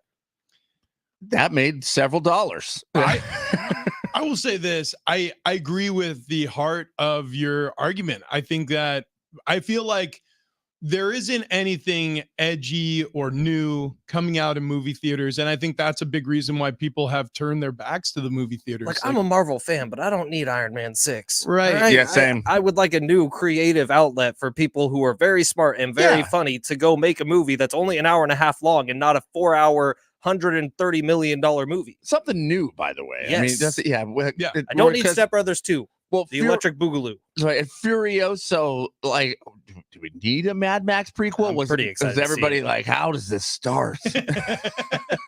Yeah, how did we get to the post-apocalyptic times? Which, by the way, it can work, and maybe it ends up doing great box office, and maybe we're wrong here, but it does feel like everything is being recycled and redone. Freaking Garfield 9 is coming out this weekend, right. Garfield With Chris Pratt as Garfield, which that does make a lot of sense. and but it will knock out Furioso as the number one movie. yeah, it will. Apparently, by the way, he didn't change his voice at all to play Garfield Or Mario. Or Mario. Yeah. That's right. Yeah, he's Chris Pratt as an Italian blubber. That's correct. I remember watching this, and now, like, I know everybody's really afraid to like appropriate culture, but if Chris Pratt went, "It's a me, Mario," He might have done that a couple times. Why would anybody have really been that offended? Here's my question: I don't feel like it. If we're worried about that, hire an Italian actor. Mario's the star, not Chris Pratt. Like you don't, like Cristiano Ronaldo. Is he Italian? I think he's Sounds Portuguese. like it. I don't think he's Italian. I'm pretty sure he's Portuguese. He might be Argentinian. It doesn't matter. If I'm right on this, I deserve some props. I think he's from Portugal. Hang on. Portugal? I have no idea. What? Let's find out. He has taken over our show today. Hang on. He is the most famous athlete on the planet. It's arguable. I think you're right. I just don't watch soccer that much. Where is he? I've never even seen him before He today. is from a place I can't pronounce in Portugal. Okay. God, I'm wow. genius. Look at sometimes. you. You're a huge soccer fan. He always has been. Actually, I hate that stupid sport. Wait, what? Jeez, man. Shocking revelation God. on Big Rich, Steed, and Fletch. We're going to spend the rest of the show unpacking that one. I'll go quick on my monologue. I've got this little white Morky Poo dog, right? Yes. Okay. Yes, Wilson. I love this dog. Does he look like a volleyball? Kind of. He's probably about the size of one if you were to smash him into a ball. But every morning he's asleep at the foot of our bed, and I go tell him goodbye. And I say, hey, I'll be back in a couple hours. No big deal. Just hang out. Don't do anything crazy. Watch TV if you want. Lie down a lot. Yeah. And then on my way to work this morning, I was thinking, look, for the past 12, 13 years, I've been telling him this. I don't know if he understands me. He probably just thinks I'm some deadbeat that takes off 8 or 9 hours a day. I'm just gone all day long, and he's just hanging out. He's never seen work. How many dogs do you have? 2. You only ever talk about the one. The other one, it's not as cool. It's hard to pick your favorites when it comes to kids, although we all know our favorites. But when it comes to dogs, Yeah. It's not even close. There's a special bond with Wilson. Hunter, he's like a dog. Yeah. So this Morky Poo, who you say goodbye to, and you have a deep conversation with. Morky Poo. That's correct, yes. Dumbest sounding name for a dog I've ever heard. I'm sorry. What if every single day that he's listening to you, he's just waiting for you to say the word treat or walk? Maybe. I feel like he does understand English for the most part. Because I mean, he's about a half a double helix away from being human with human DNA. He does have human eyes. You've shown us pictures, and it sort of feels like one of those demon dogs that was a human that Skinwalker. was transformed into a dog. That's fine. We're buds. Yeah. If you're listening, if you ever need anything, if you need a kidney, I'll give you a kidney, buddy. Wow. Yeah. That's a lot. That's a connection that you can't really replicate. Right. How big's question Wilson? about that. Well, like size wise or weight wise, Yeah, he's like 9 to 10 pounds. About a little smaller than that. Yeah. He's about like this. Yeah, He's about the size of a football. like a large football. Yeah, rugby. Right. Rugby ball. ball. A volleyball. Or volleyball. Yeah. I guess Might if be you a put Wilson legs on it. Volleyball. Yeah. Anyway. Speaking of kidneys, I almost had my kidney removed to lose a little weight. I looked into this. Would have sold it. You would have got a couple bucks. Yeah, I would have gotten a couple of dollars on the black market. Also, I would have lost probably. I'm guessing I have like a 7-pound kidney, and I know I have 2 of them, but you need one of them to know. But so I was thinking about it, and I realized no, there's got to be an easier way. There's got to be a better way to lose weight, and that's when I contacted sdfatloss.com. And the people I got to work with, they said, keep your organs. We're going to get you right a different way. And I was like, well, how's that? They said, we're going to change your lifestyle. I said, excellent. So the way it works is you meet with Wayne and Chloe. They give you initial consultation completely free, and they walk you through the process. I was interested, but skeptical. I said, there's no way I'm going to lose this much weight. They were telling me you'll probably lose somewhere around 30 pounds in a month.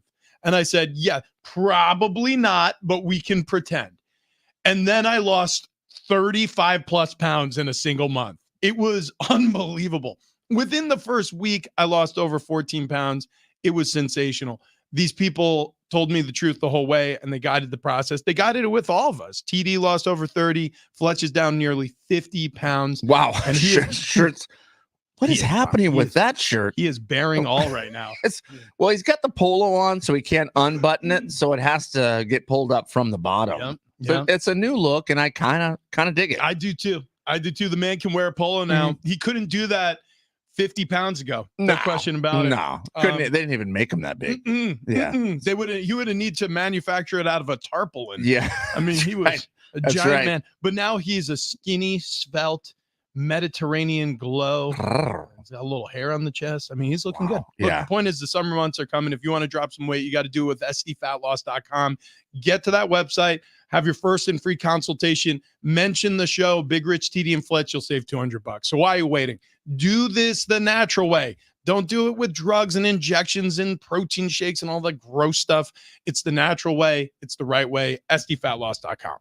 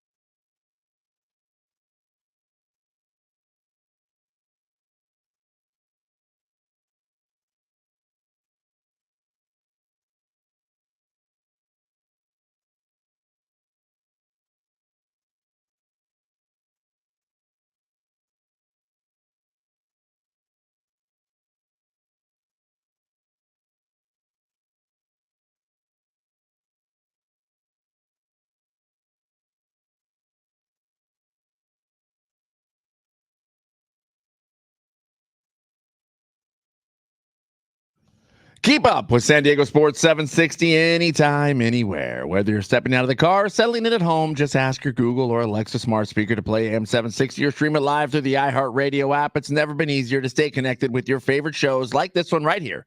Big Rich, TD, and Fletch. San Diego Sports 760. We go where you go. Ow!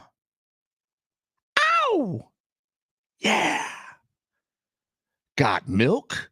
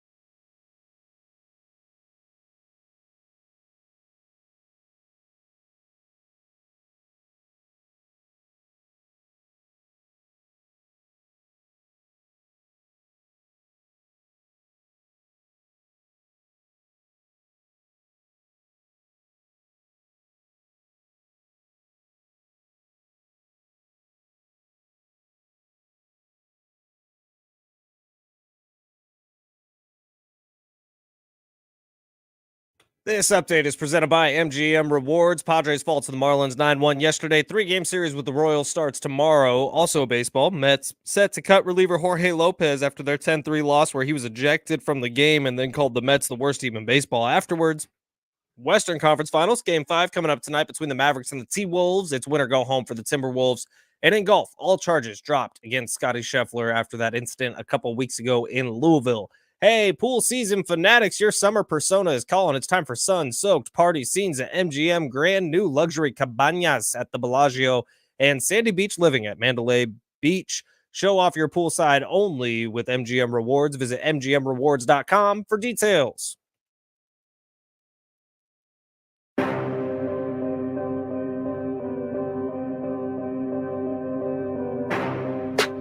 Big Rashidi and Fletch, San Diego Sports 760. Coming up a little bit later on the show, Mr. Earl Grey Anderson. Hell yeah, dude. Yeah, mutual That was going to be UFO part of my networks. morning monologue. I'm so excited for him. Oh, dude, we gotta talk aliens. They are walking among us out in Las Vegas. I also love me some Earl Grey tea.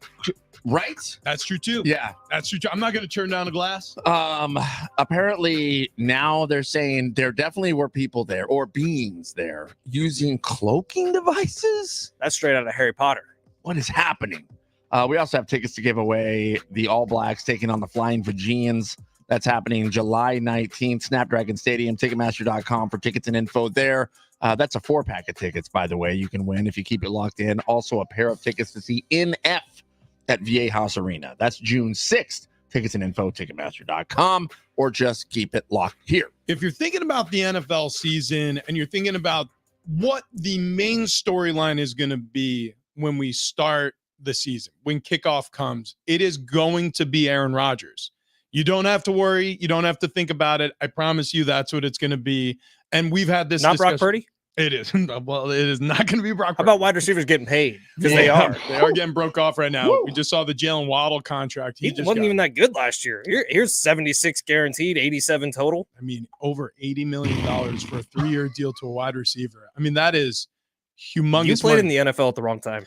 Well, I played in all sports at the wrong time, apparently. I mean, I could have. Can you We also imagine? got into radio at the wrong time. I mean, yeah. I mean, it's misery follows me. No, I'm Common denominator. yeah. What do you think? You think they should end the NFL as a result of me being in there too late, or should I just not be in radio anymore? Or what do you think? I think you should go back and be a wide receiver. I think so. Too. Even centers are getting paid now. Centers are getting paid big money. Look, this is the path of all things. You know, like when something is massively popular, like college football is, like the NFL is, it is going to only grow, and that's what's happened. Now, the players are getting a bigger slice of the pie at the college level, no question about it. At the NFL level, it's all relative. I mean, players are getting paid fine back when I played, but it's only gotten bigger and better, and the payments have gotten larger because the salary cap keeps going up because the league is making money hand over fist. And the streaming aspect of the network buys has helped that salary cap increase and balloon, because now these streamers want to play absurd amounts of money to get in. Because that's now back-to-back days, by the way. We've had like wide receiver 2s. Like Nico Collins is pretty great. He might have been wide receiver 1 for the Texans last year, but they had help around him. And then Jalen Waddle, who's definitely the wide receiver 2 last year on Miami's team, because Tyreek Hill was out there literally setting records, and Jalen Waddle like had an okay season. They're getting paid massive money. Well, look, I mean, this is I don't want to say inflation, but it kind of is. I mean, it's just as over time things increase in price. A gallon of gas is more. Yep. A now minimum wage for fast food workers in California is $20 an hour. That's going to make your Big Mac go up in price. So as everything continues to go up in price, so does the cost of a wide receiver. And then that's when that salary cap has to raise, because everything costs more money. And by the way, I mean, I don't know how many games he appeared in because I'm looking at the limited stats here, but Jalen Waddle caught for over 1,000 yards last year, 72 receptions. So he wasn't that far off of his 2022 numbers. I mean, let's put it this way. He would be a number 1 on probably 20 other teams in the NFL. Right. Maybe that's a little high, 15 other teams, but he's playing with Tyreek Hill. So that's the reality of that situation. Almost was at 2,000 yards last year. Yeah. Yep. So yep. But guess what? You need that other threat. Oh yeah. So I mean, it's one thing to be fast. Not that Tyreek Hill wouldn't have a great season on his own, but when you have someone else on the other side of the field that can be a fantastic number 2, that's gonna leave some opportunities for your number 1. I do apologize, No Rich. You were talking about Aaron Rodgers. Aaron Rodgers. That's right. He's from. I'm from Wisconsin. Everybody loves Aaron Rodgers. And a video did go viral of Aaron Rodgers yesterday. So his viral video, which I think it's much ado about nothing, but this goes to prove the point I was making. He looks like something to me. He had, I don't know if he had blisters on the bottom of his feet or he's breaking in new cleats, but he was off to the side for a second. He had a trainer working on his feet. He got cleats put back on, and then he went out there and he was running some skeleton drills, like where he was like throwing some passes against air, meaning no defense. And he was going through some progressions in the backfield, and people looked at it and they're like, oh my God, Aaron Rodgers is really hurt, guys. Well, it's the first part of the video where the trainer appears to be working on the back of Aaron Rodgers' foot, which is where the Achilles is located. And then it's the end of the second part of the video where it's after he does the drill where he rolls out to his right. And honestly, he looked fine when he was rolling out. But then the steps that he was taking as he was walking back to the coach were a little hobbled, or at least people would lead you to believe they were. And when I watched the video, I thought there is a little limp there. But it was the opposite foot of the tear. Look, makes less sense. Hang on a second. I was just double checking that was the left foot that he tore. I don't know. You're an athlete. So I mean, you would know. One could make an argument. You would know. Where's the most common place to get a blister when you're an athlete? Yeah, on your toes or on the back of your heel. On the back of your heel. So this is my guess. Aaron Rodgers, it's OTAs. He's breaking in some new cleats. He got a blister and he was a little ginger. I don't really look at this as an issue, but this is my point. My point is everybody is going to be hyper focused on Aaron Rodgers. The Jets before week 11 are going to be on primetime or playing in a standalone game 7 times. They have 6 primetime games. They have 7 standalone games, including the trip to London. 7 games. Do those get flexed if he's out? Yes. Yeah. Well, I don't even know if they can They be. can't, yeah, because they can't Based do on it the until flex scheduling. Exactly. So the NFL is relying on Aaron Rodgers. So trust me, any little news clipping, including this, where it's like, oh no, he's running around like Fred Flintstone out there. Is his Achilles okay? Because the NFL is clutching their pearls, praying to their gods that Aaron Rodgers is all right. You're totally right, by the way. It was his left Achilles that was torn, and it was his right foot that was getting work done yesterday. Right. I'm telling you, he had a blister, and people are losing their minds. That's what it read to me when I was watching this. I'm The like, quote tweet was literally, "Oh boy." Yeah. Trust me, I've seen this 1,000 times. When you are starting spring practice or OTAs or any of these things or training camp, the worst thing is in the world is when you wear a new pair of cleats and you realize halfway through a practice, like, oh my gosh, I'm going to be dealing with this damn blister for 2 weeks now. And that's the worst. And so then you start running around like you've got a stick up your butt. You're just like, ow, owie, owie, owie, owie, owie. It's the worst feeling in the world. And that's what it looked like to me. But this is going to be what this is. Get used to it. Blisties do suck, man. We are going to hear about Aaron Rodgers from this point until the Jets are irrelevant, which who knows if they will be if he's having a good season. Red pill blister, blue pill paper cut. Oh, I hate them both. Depends on how you get the paper cut and where the paper cut is. That's a big. I'll tell you, like, are we talking blood blister? Or are we talking like water blister? Like a water blister. Yeah, those. I think I'm taking the paper cut. I still have dreams. I think it was Jackass 2 where they're giving each other. Oh, in the sound, like they have it mic'd up. So they do it there, and then they do it underneath the. Right there. But the webbing of your fingers. I just got the. I was in like 3rd grade when that movie came out. Golly. Not ideal. Yeah. Okay, listen. Something's happening in Major League Baseball. I don't know if there's something in the water, but they're dropping like flies. We'll explain exactly who we're talking about coming up next.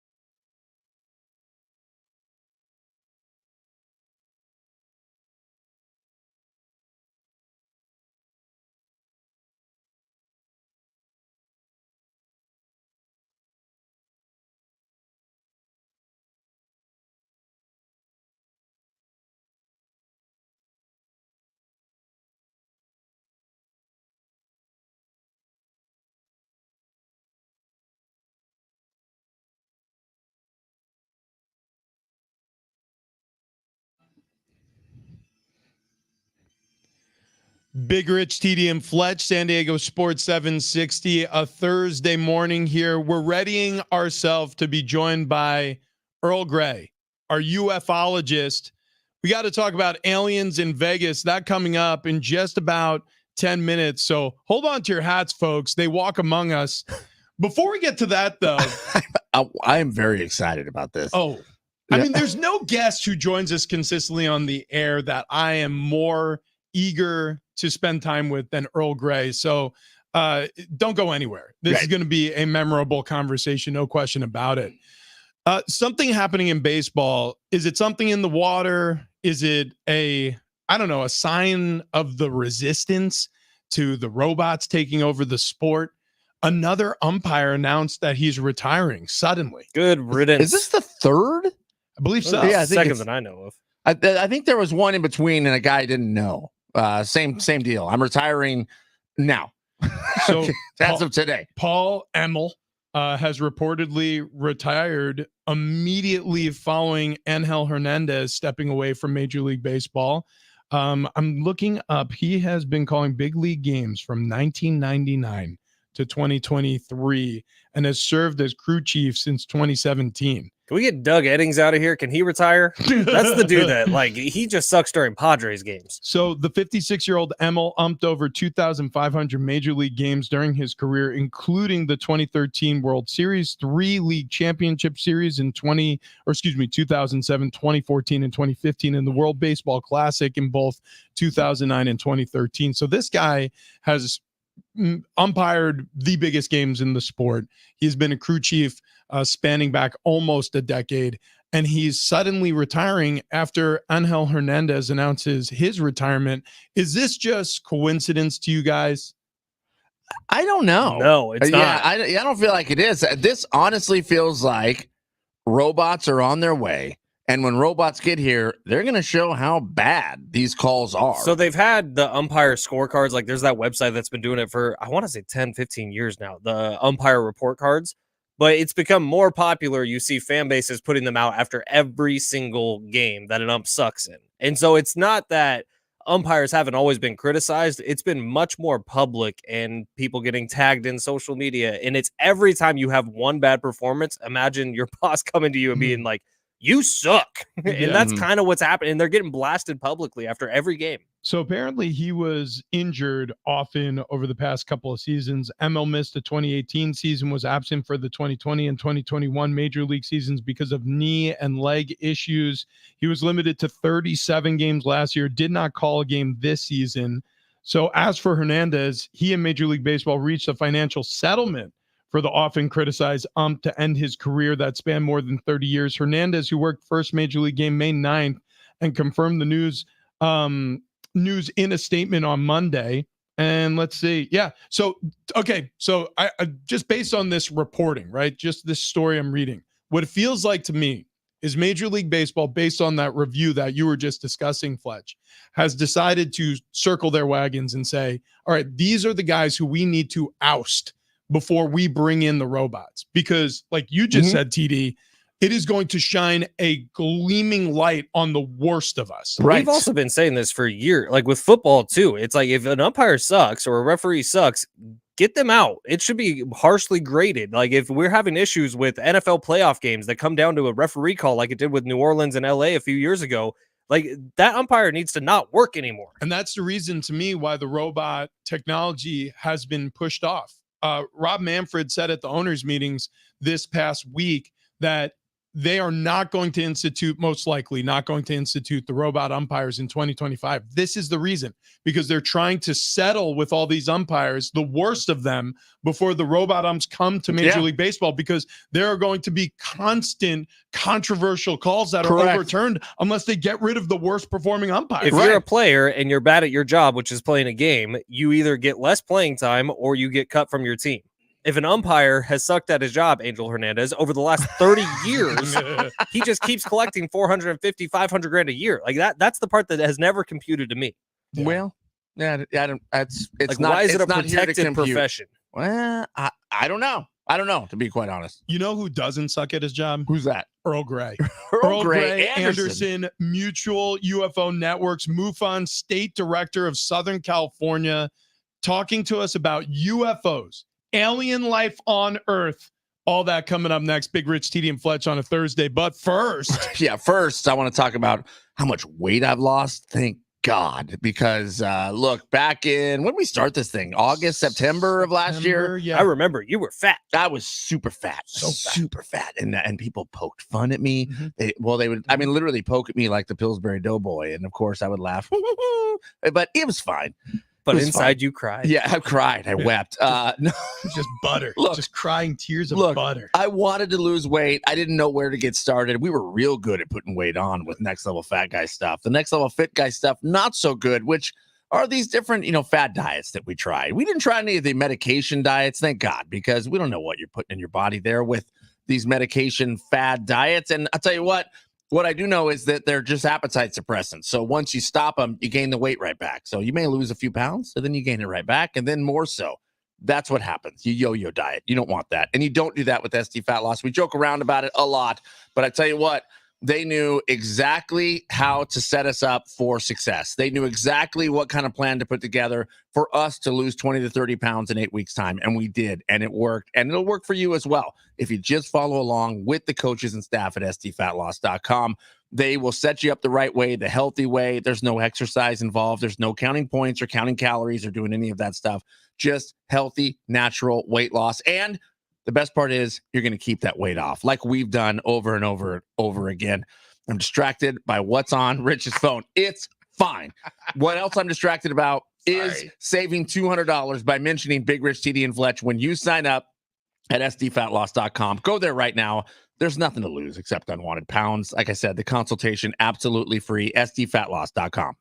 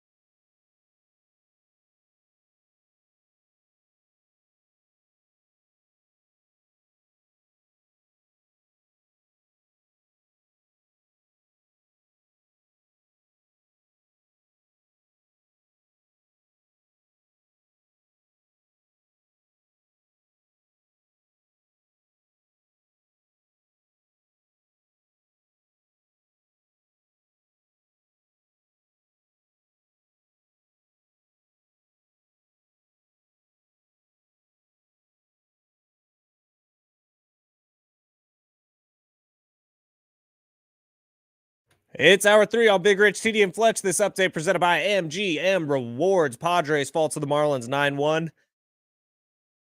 Excuse me. Oh, that was a big sneeze. That was a big sneeze.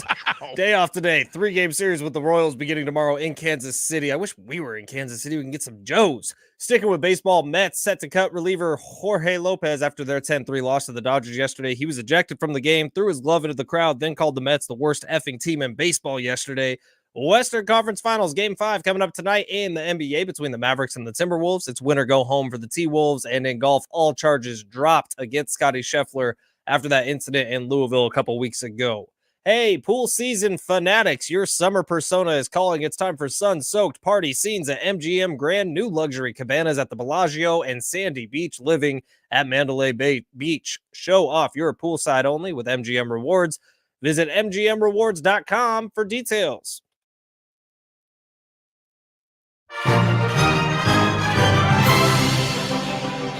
Happy Thursday to those who celebrate. Big Rich, TD, and Fletch with you on this glorious Thursday morning. Look, we're going to get to the Padres. There's some Laker news to attend to as well.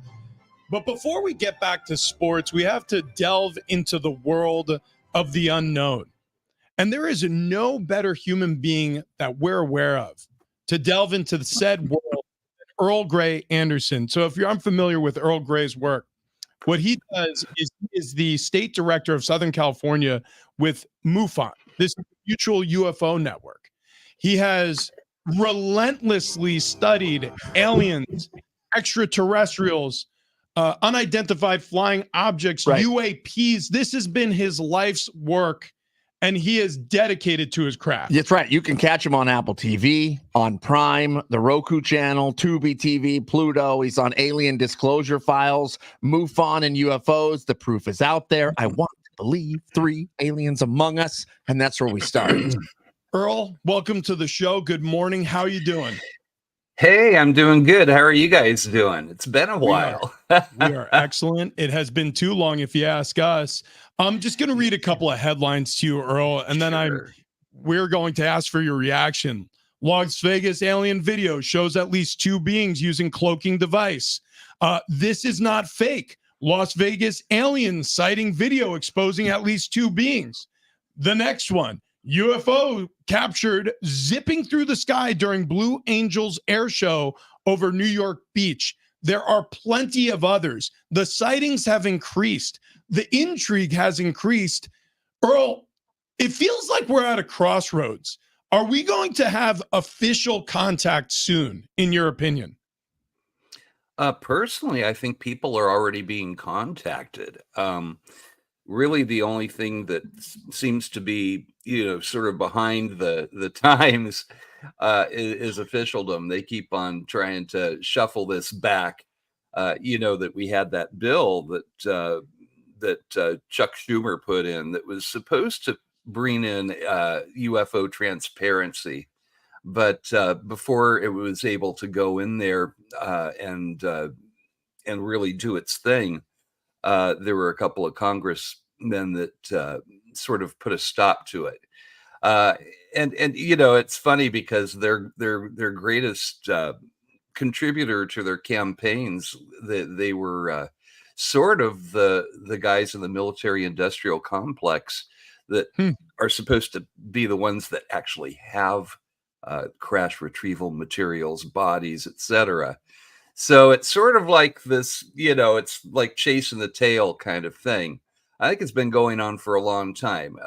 But I think that people are ready for disclosure, and soft disclosure is actually kind of happening. And I think even just right now, what we're doing here, and thank you so much for inviting me to speak on, your excellent, wonderful, sports channel here.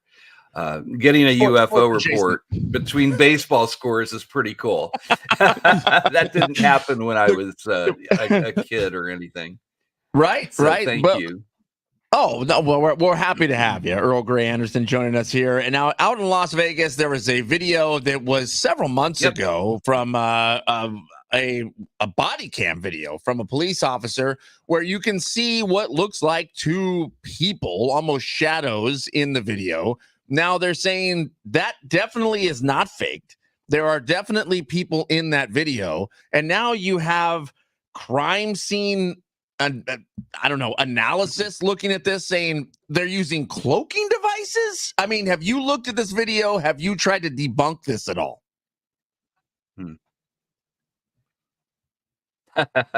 Well, immediately when that came out, everybody was asking me about it. And, I'm kind of the guy that, the buck stops here thing on my desk. And I took it very seriously. I still do. I mean, watching the reactions of the family and I guess the son who took the original that I guess originally saw these beans that were in his backyard. They seem like they're being honest, and it doesn't, I didn't see any obvious fraudulent stuff going on there. But that the family did not put in a report to MUFON. And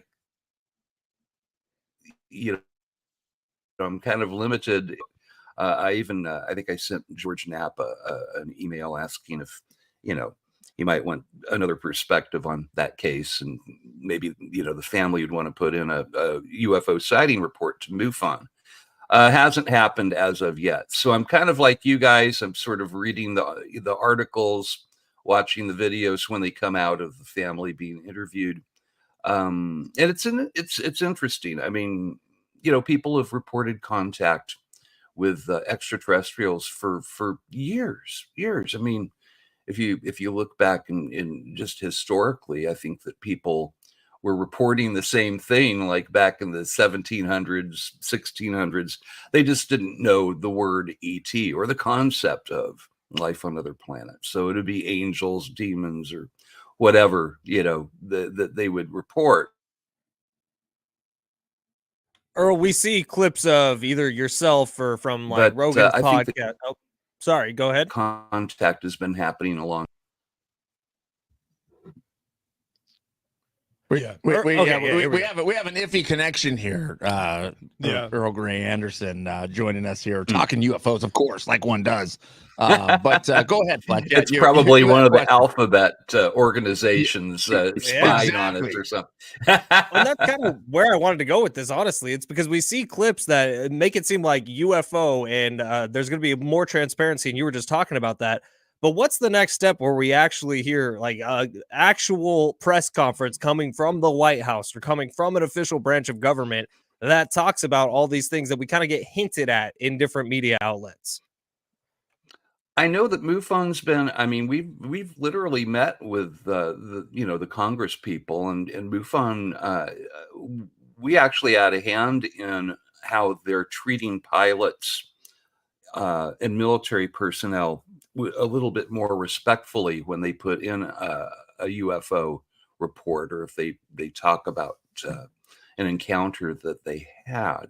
It used to be if you're a commercial pilot and you reported a UFO, you'd be flying a desk the next day, and that seems to have changed. So, we're in there, we're working at it, but I think that there's sort of there's a split Congress members. There's some that for them, for religious reasons, it seems too much like the paranormal, and others, I mean, for since 1953, when they convened the Robertson panel in Washington, which that actually happened in 52, but we saw it go in action in 53. They decided the way they were going to deal with UFOs and people reporting them was by ridicule. Get some famous scientists out there, call these people nuts and kooks, and say that they're imagining stuff or seeing weather balloons. So it's an old concept, and I think it worked maybe even better than they hoped, because here we are all these many years later, 70 some years after they had this Robertson panel. I don't know, people are still treated with ridicule, but I think that it's lessened. I think people are taking it more seriously. And I'll tell you, I have scientists, aerospace engineers, I have police officers, military, who are putting in these UFO reports. It's not they're not a bunch of cranks. These are serious people that we put our lives in their trust when we fly from here to Dallas, Texas, like I'm going to be doing next month for the MUFON Symposium is out in Dallas. So these guys are top tier people. They're reporting this extraordinary phenomenon, and it's actually coming out to the public now. Used to not, they would cut them off at the knees. So, No question but about as it. far as where Congress goes with it, and as far as official disclosure goes, I'm not sure. I can't predict it. My friend Stephen Bassett has been working very hard on this for many, many years. He actually lives across the street from the Capitol building in Washington, D.C. And that Danny Sheehan, he's a lawyer. It's trying to push disclosure through. He's the guy that did the Karen Silkwood case. He's a very respected lawyer and a powerful guy. So we have good people on our side, and I hope that Congress, falls in line and that we see some disclosure happen here. No question. That's official. Yeah. Hey, I think it's Earl only a matter of time. Earl Grey Anderson joining us right now. And like we said, we have a little bit of a lag on our connection, so I apologize if I interrupted you at the end there. But Earl Grey Anderson, Mutual UFO Network, State Director of Southern California, ahead of this big meeting, this symposium in Dallas. What is the biggest or most important piece of evidence, as far as you're concerned, that aliens exist amongst us, Earl? There's such an accumulation of evidence, but I think 2017, when the New York Times came out with a report about the Tic Tac UFO, you guys have all seen those. They got released by military personnel, and it suddenly people were taking this more seriously because that was the front page of the New York Times. So I think that was a very extraordinary bit of evidence, because you had a squadron of planes that reported this thing that was traveling 15 times the speed of sound. It had no obvious means of known propulsion that we know about. So it's highly advanced. I don't believe we have anything that can go that fast and do what this thing was doing.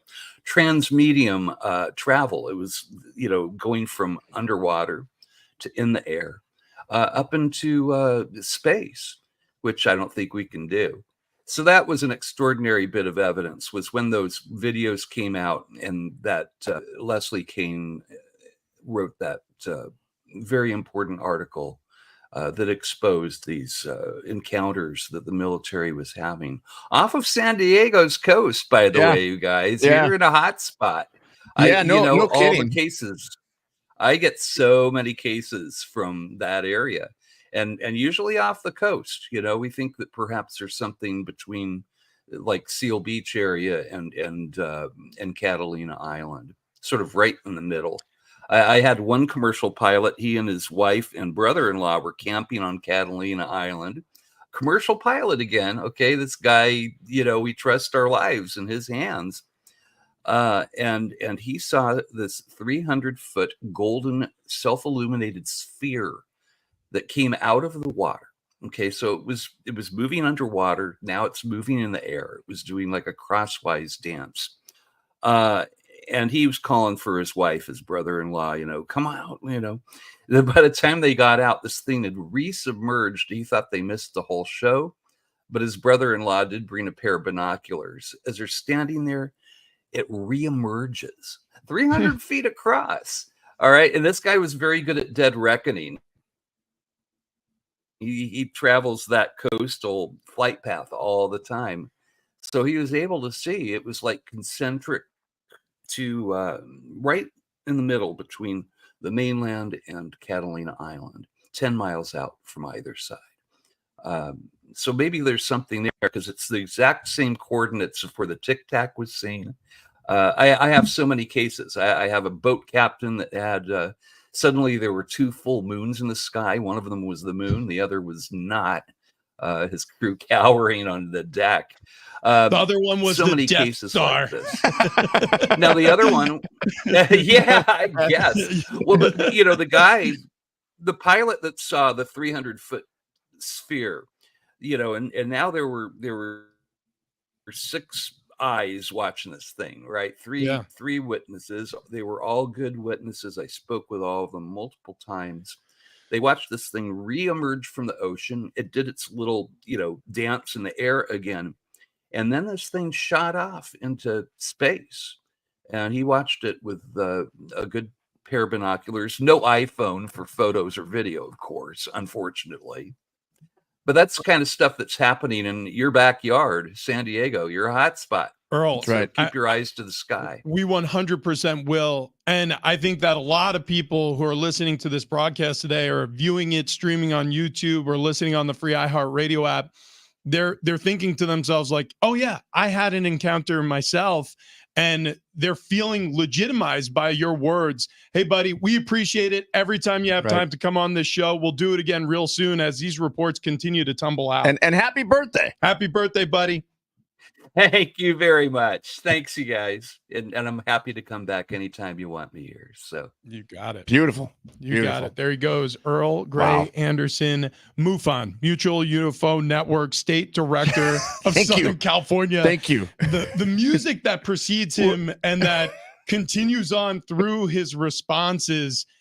I mean, it is mysterious, but it does feel like we're getting closer and closer to a truth that is out there. Well, but what's weird? I mean, does anybody feel like there's not something out there now? I mean, let's just go for it. Let's just talk about it. I mean, yeah, there's so many weird things. I want it to happen to me so bad. Not to get abducted. You want to get I abducted. want to have that experience that he was talking about on Catalina. Probed. Like where where you're sitting there and you're looking out and something comes out of the ocean. I want to hit a halftime here. Okay.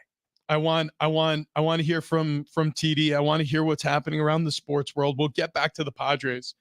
I had an experience, and I've talked about it. Did you report it? I've never reported it. Well, report it, bro. I should report it. And in fact, maybe after the show, I'll reach out to Earl and I'll ask him if anybody's ever had an experience like this before. It happened in Southern California while I was living here in San Diego. It was on a long drive.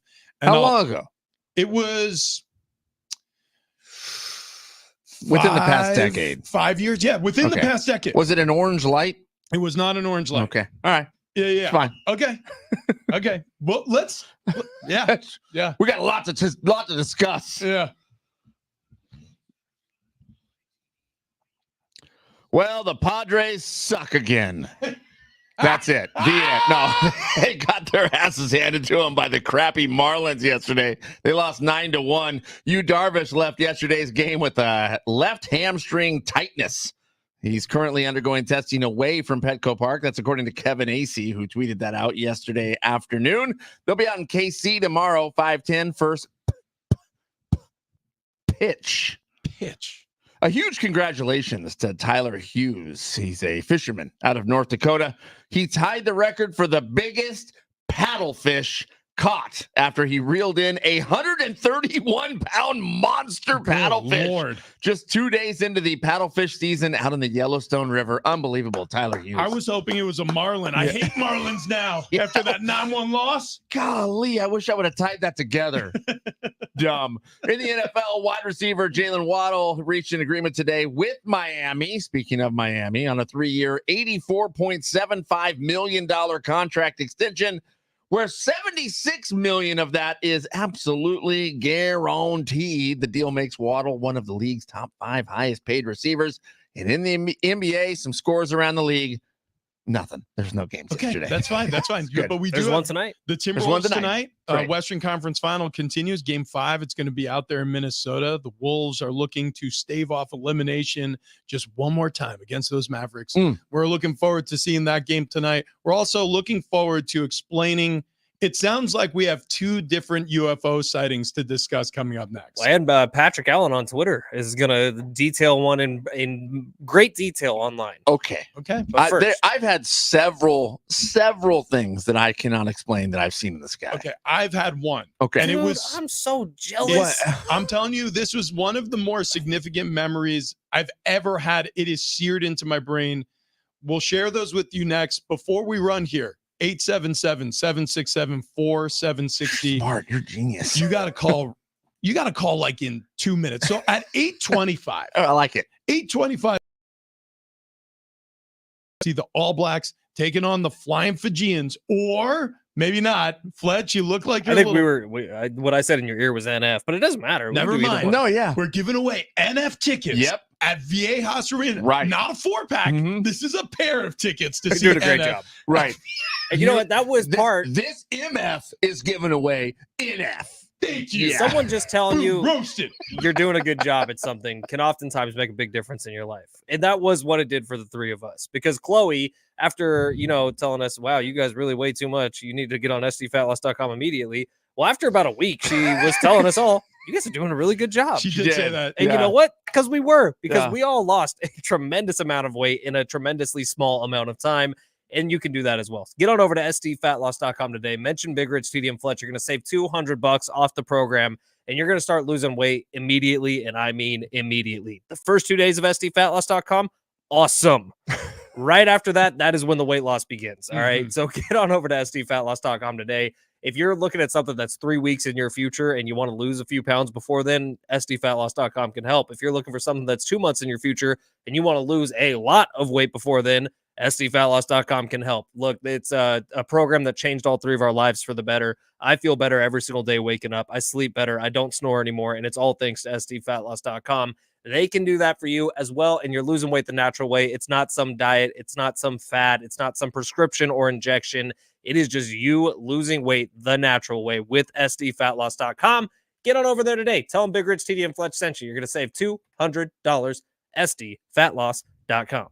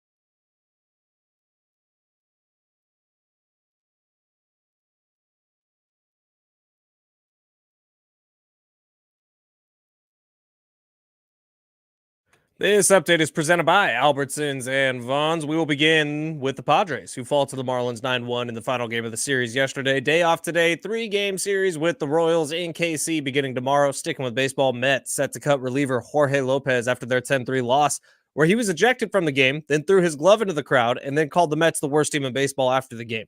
Western Conference Finals, Game 5 coming up tonight between the Mavericks and the T-Wolves. It's win or go home tonight for the Timberwolves. And in golf, all charges dropped against Scotty Scheffler after that incident in Louisville a couple weeks ago.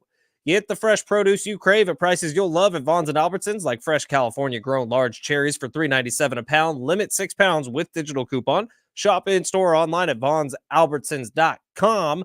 Use the convenient app.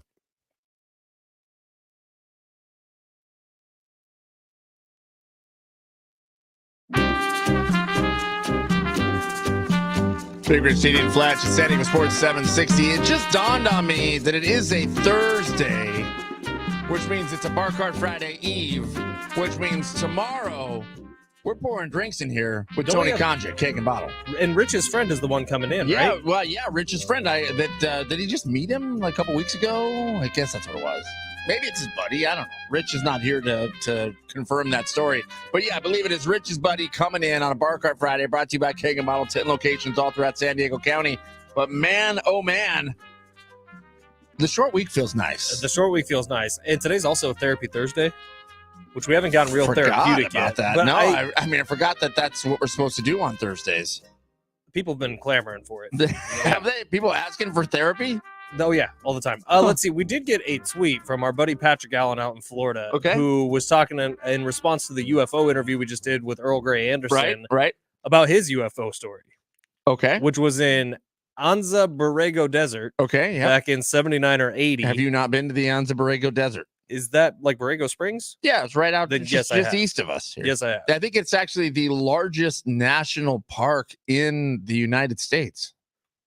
I think. Cool. Well, apparently a UFO went from one mountain to another fast as hell. Okay. A military jet was chasing it. Oh, wow. Many campers reported it, most of them dopers, but still. I love that message so much. I love that message so much. But still, when I was a kid, and I must have been maybe 12-ish or so, I was staying at a buddy's house and we were camping outside. Yeah. And we kind of lived in the foothills. We lived in the boonies, but we were camping outside near his horses. And there was some sort of egg-like craft that traveled from one side of the sky to the other. So like it would have been from south to north. It was traveling, had some weird white glow on it and like a smoky trail behind it. It scared the bejesus out of us. I mean, we both stood up and ran away and we ended up sleeping inside.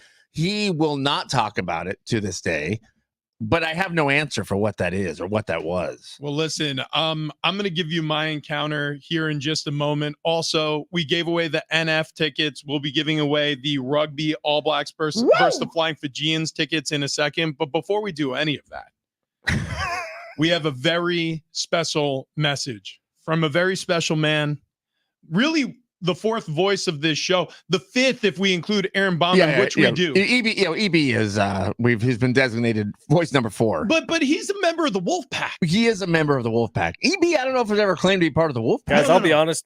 I think we're a member of his Wolfpack. Oh, that's true. This is not that's our true. Wolfpack. Yeah, that is this true. is Joe Moon's Wolfpack that true. we have been nurtured into. And I'm fine with that. Joe Moon's the alpha. When he howls at the moon, we respond. And here he is. He's unveiled on the Talkback mic, the feature on the free iHeartRadio app, where you could leave us a message anytime during the show and we can play it. His own UFO encounter.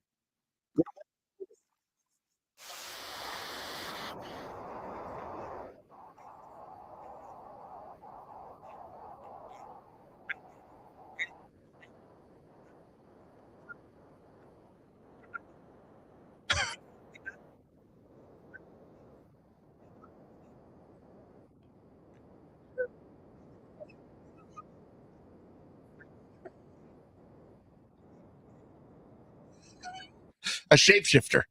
Joe Moon may have just gotten really drunk and brought home brought home a 2 a.m. 10 and woke up to a 7 a.m. 5.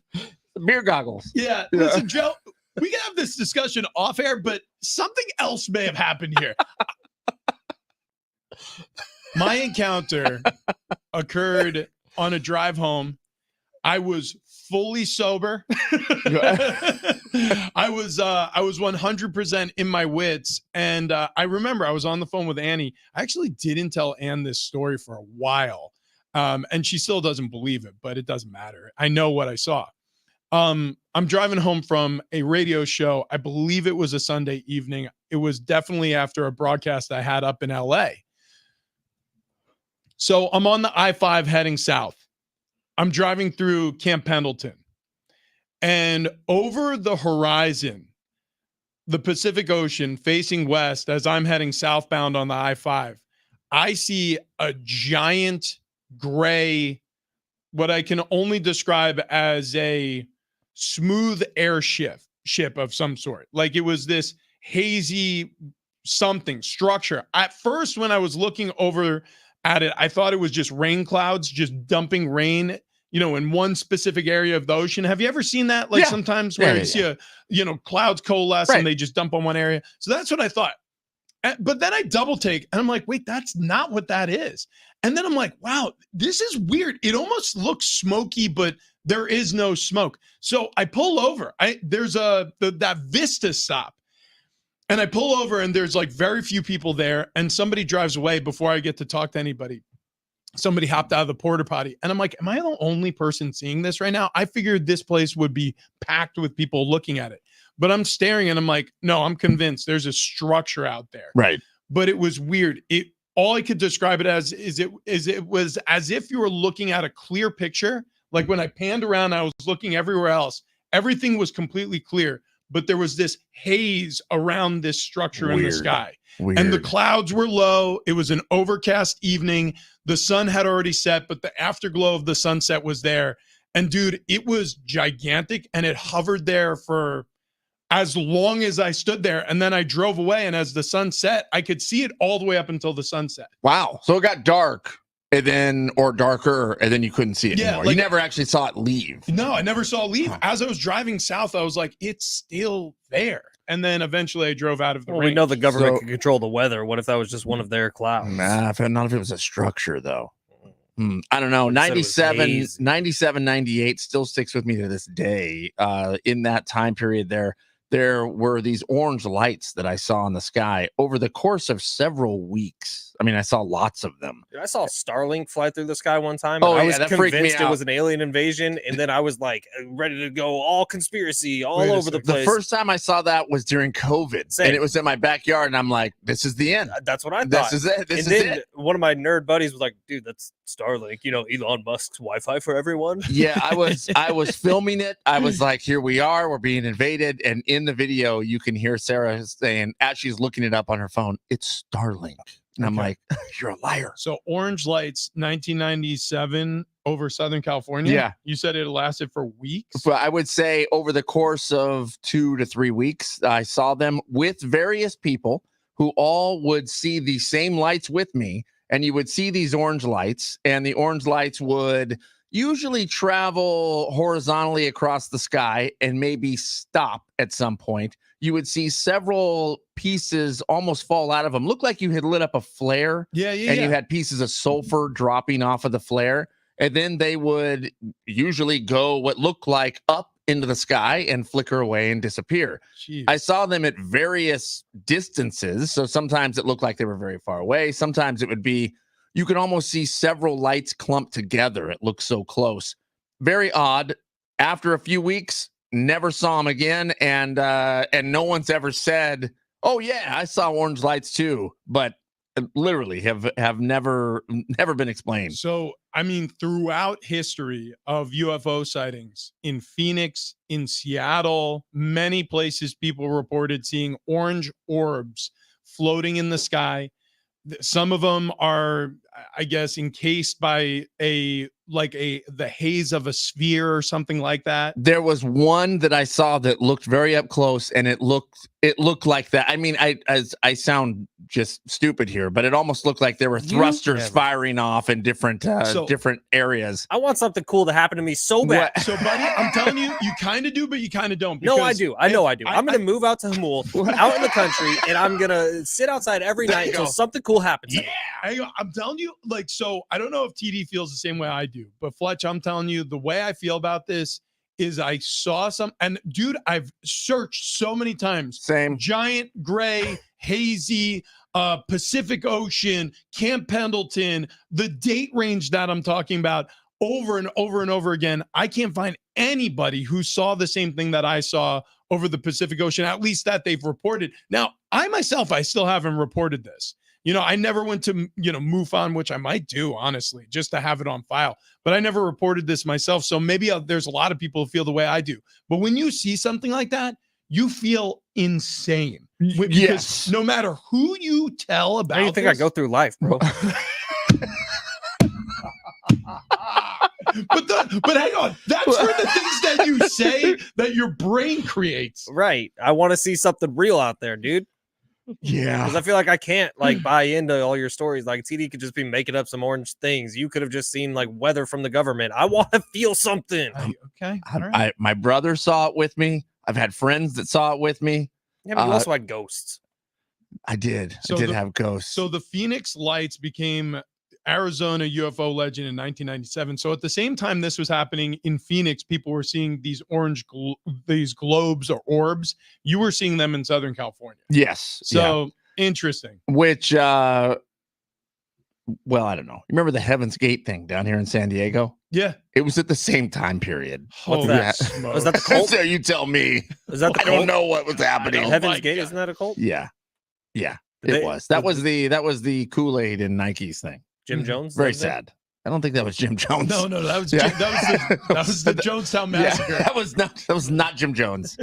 I don't remember the dude's name, but come on. It was Anyways. weird. By the way, Earl Grey Anderson going to be out of Contact in the Desert this coming Monday. Speaking, it's Indian Wells out by out in Palm Desert, Palm Springs area. Unbelievable. Awesome meeting with Earl Grey Anderson there. Again, go to MUFON.com. That's MUFON. The Mutual UFO Network. MUFON. If you want to research some of the things that they spotlight on the website. We've all been to the website. It's very cool. You could click around there. Also, what's awesome is going to see rugby here in San Diego. Okay.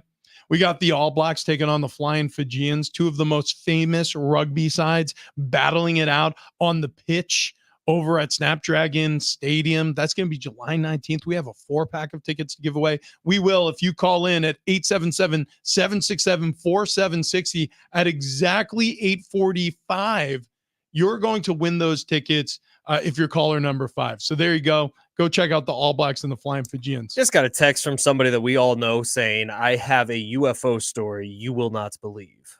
We all know this person? We all know him. I'm going to vet it. Okay. Okay. All right. Okay. All right. Yeah. Okay. Yeah. And bottom of the barrel coming up next.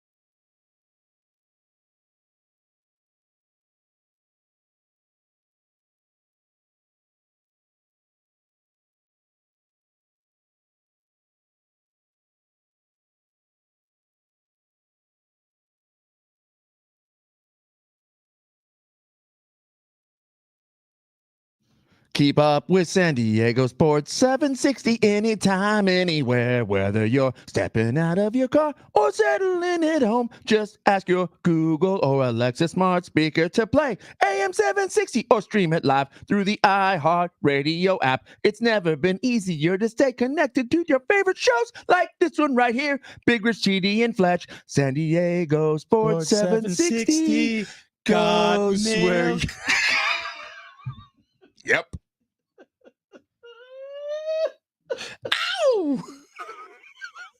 How long are we gonna go? Sports 760 auto parts.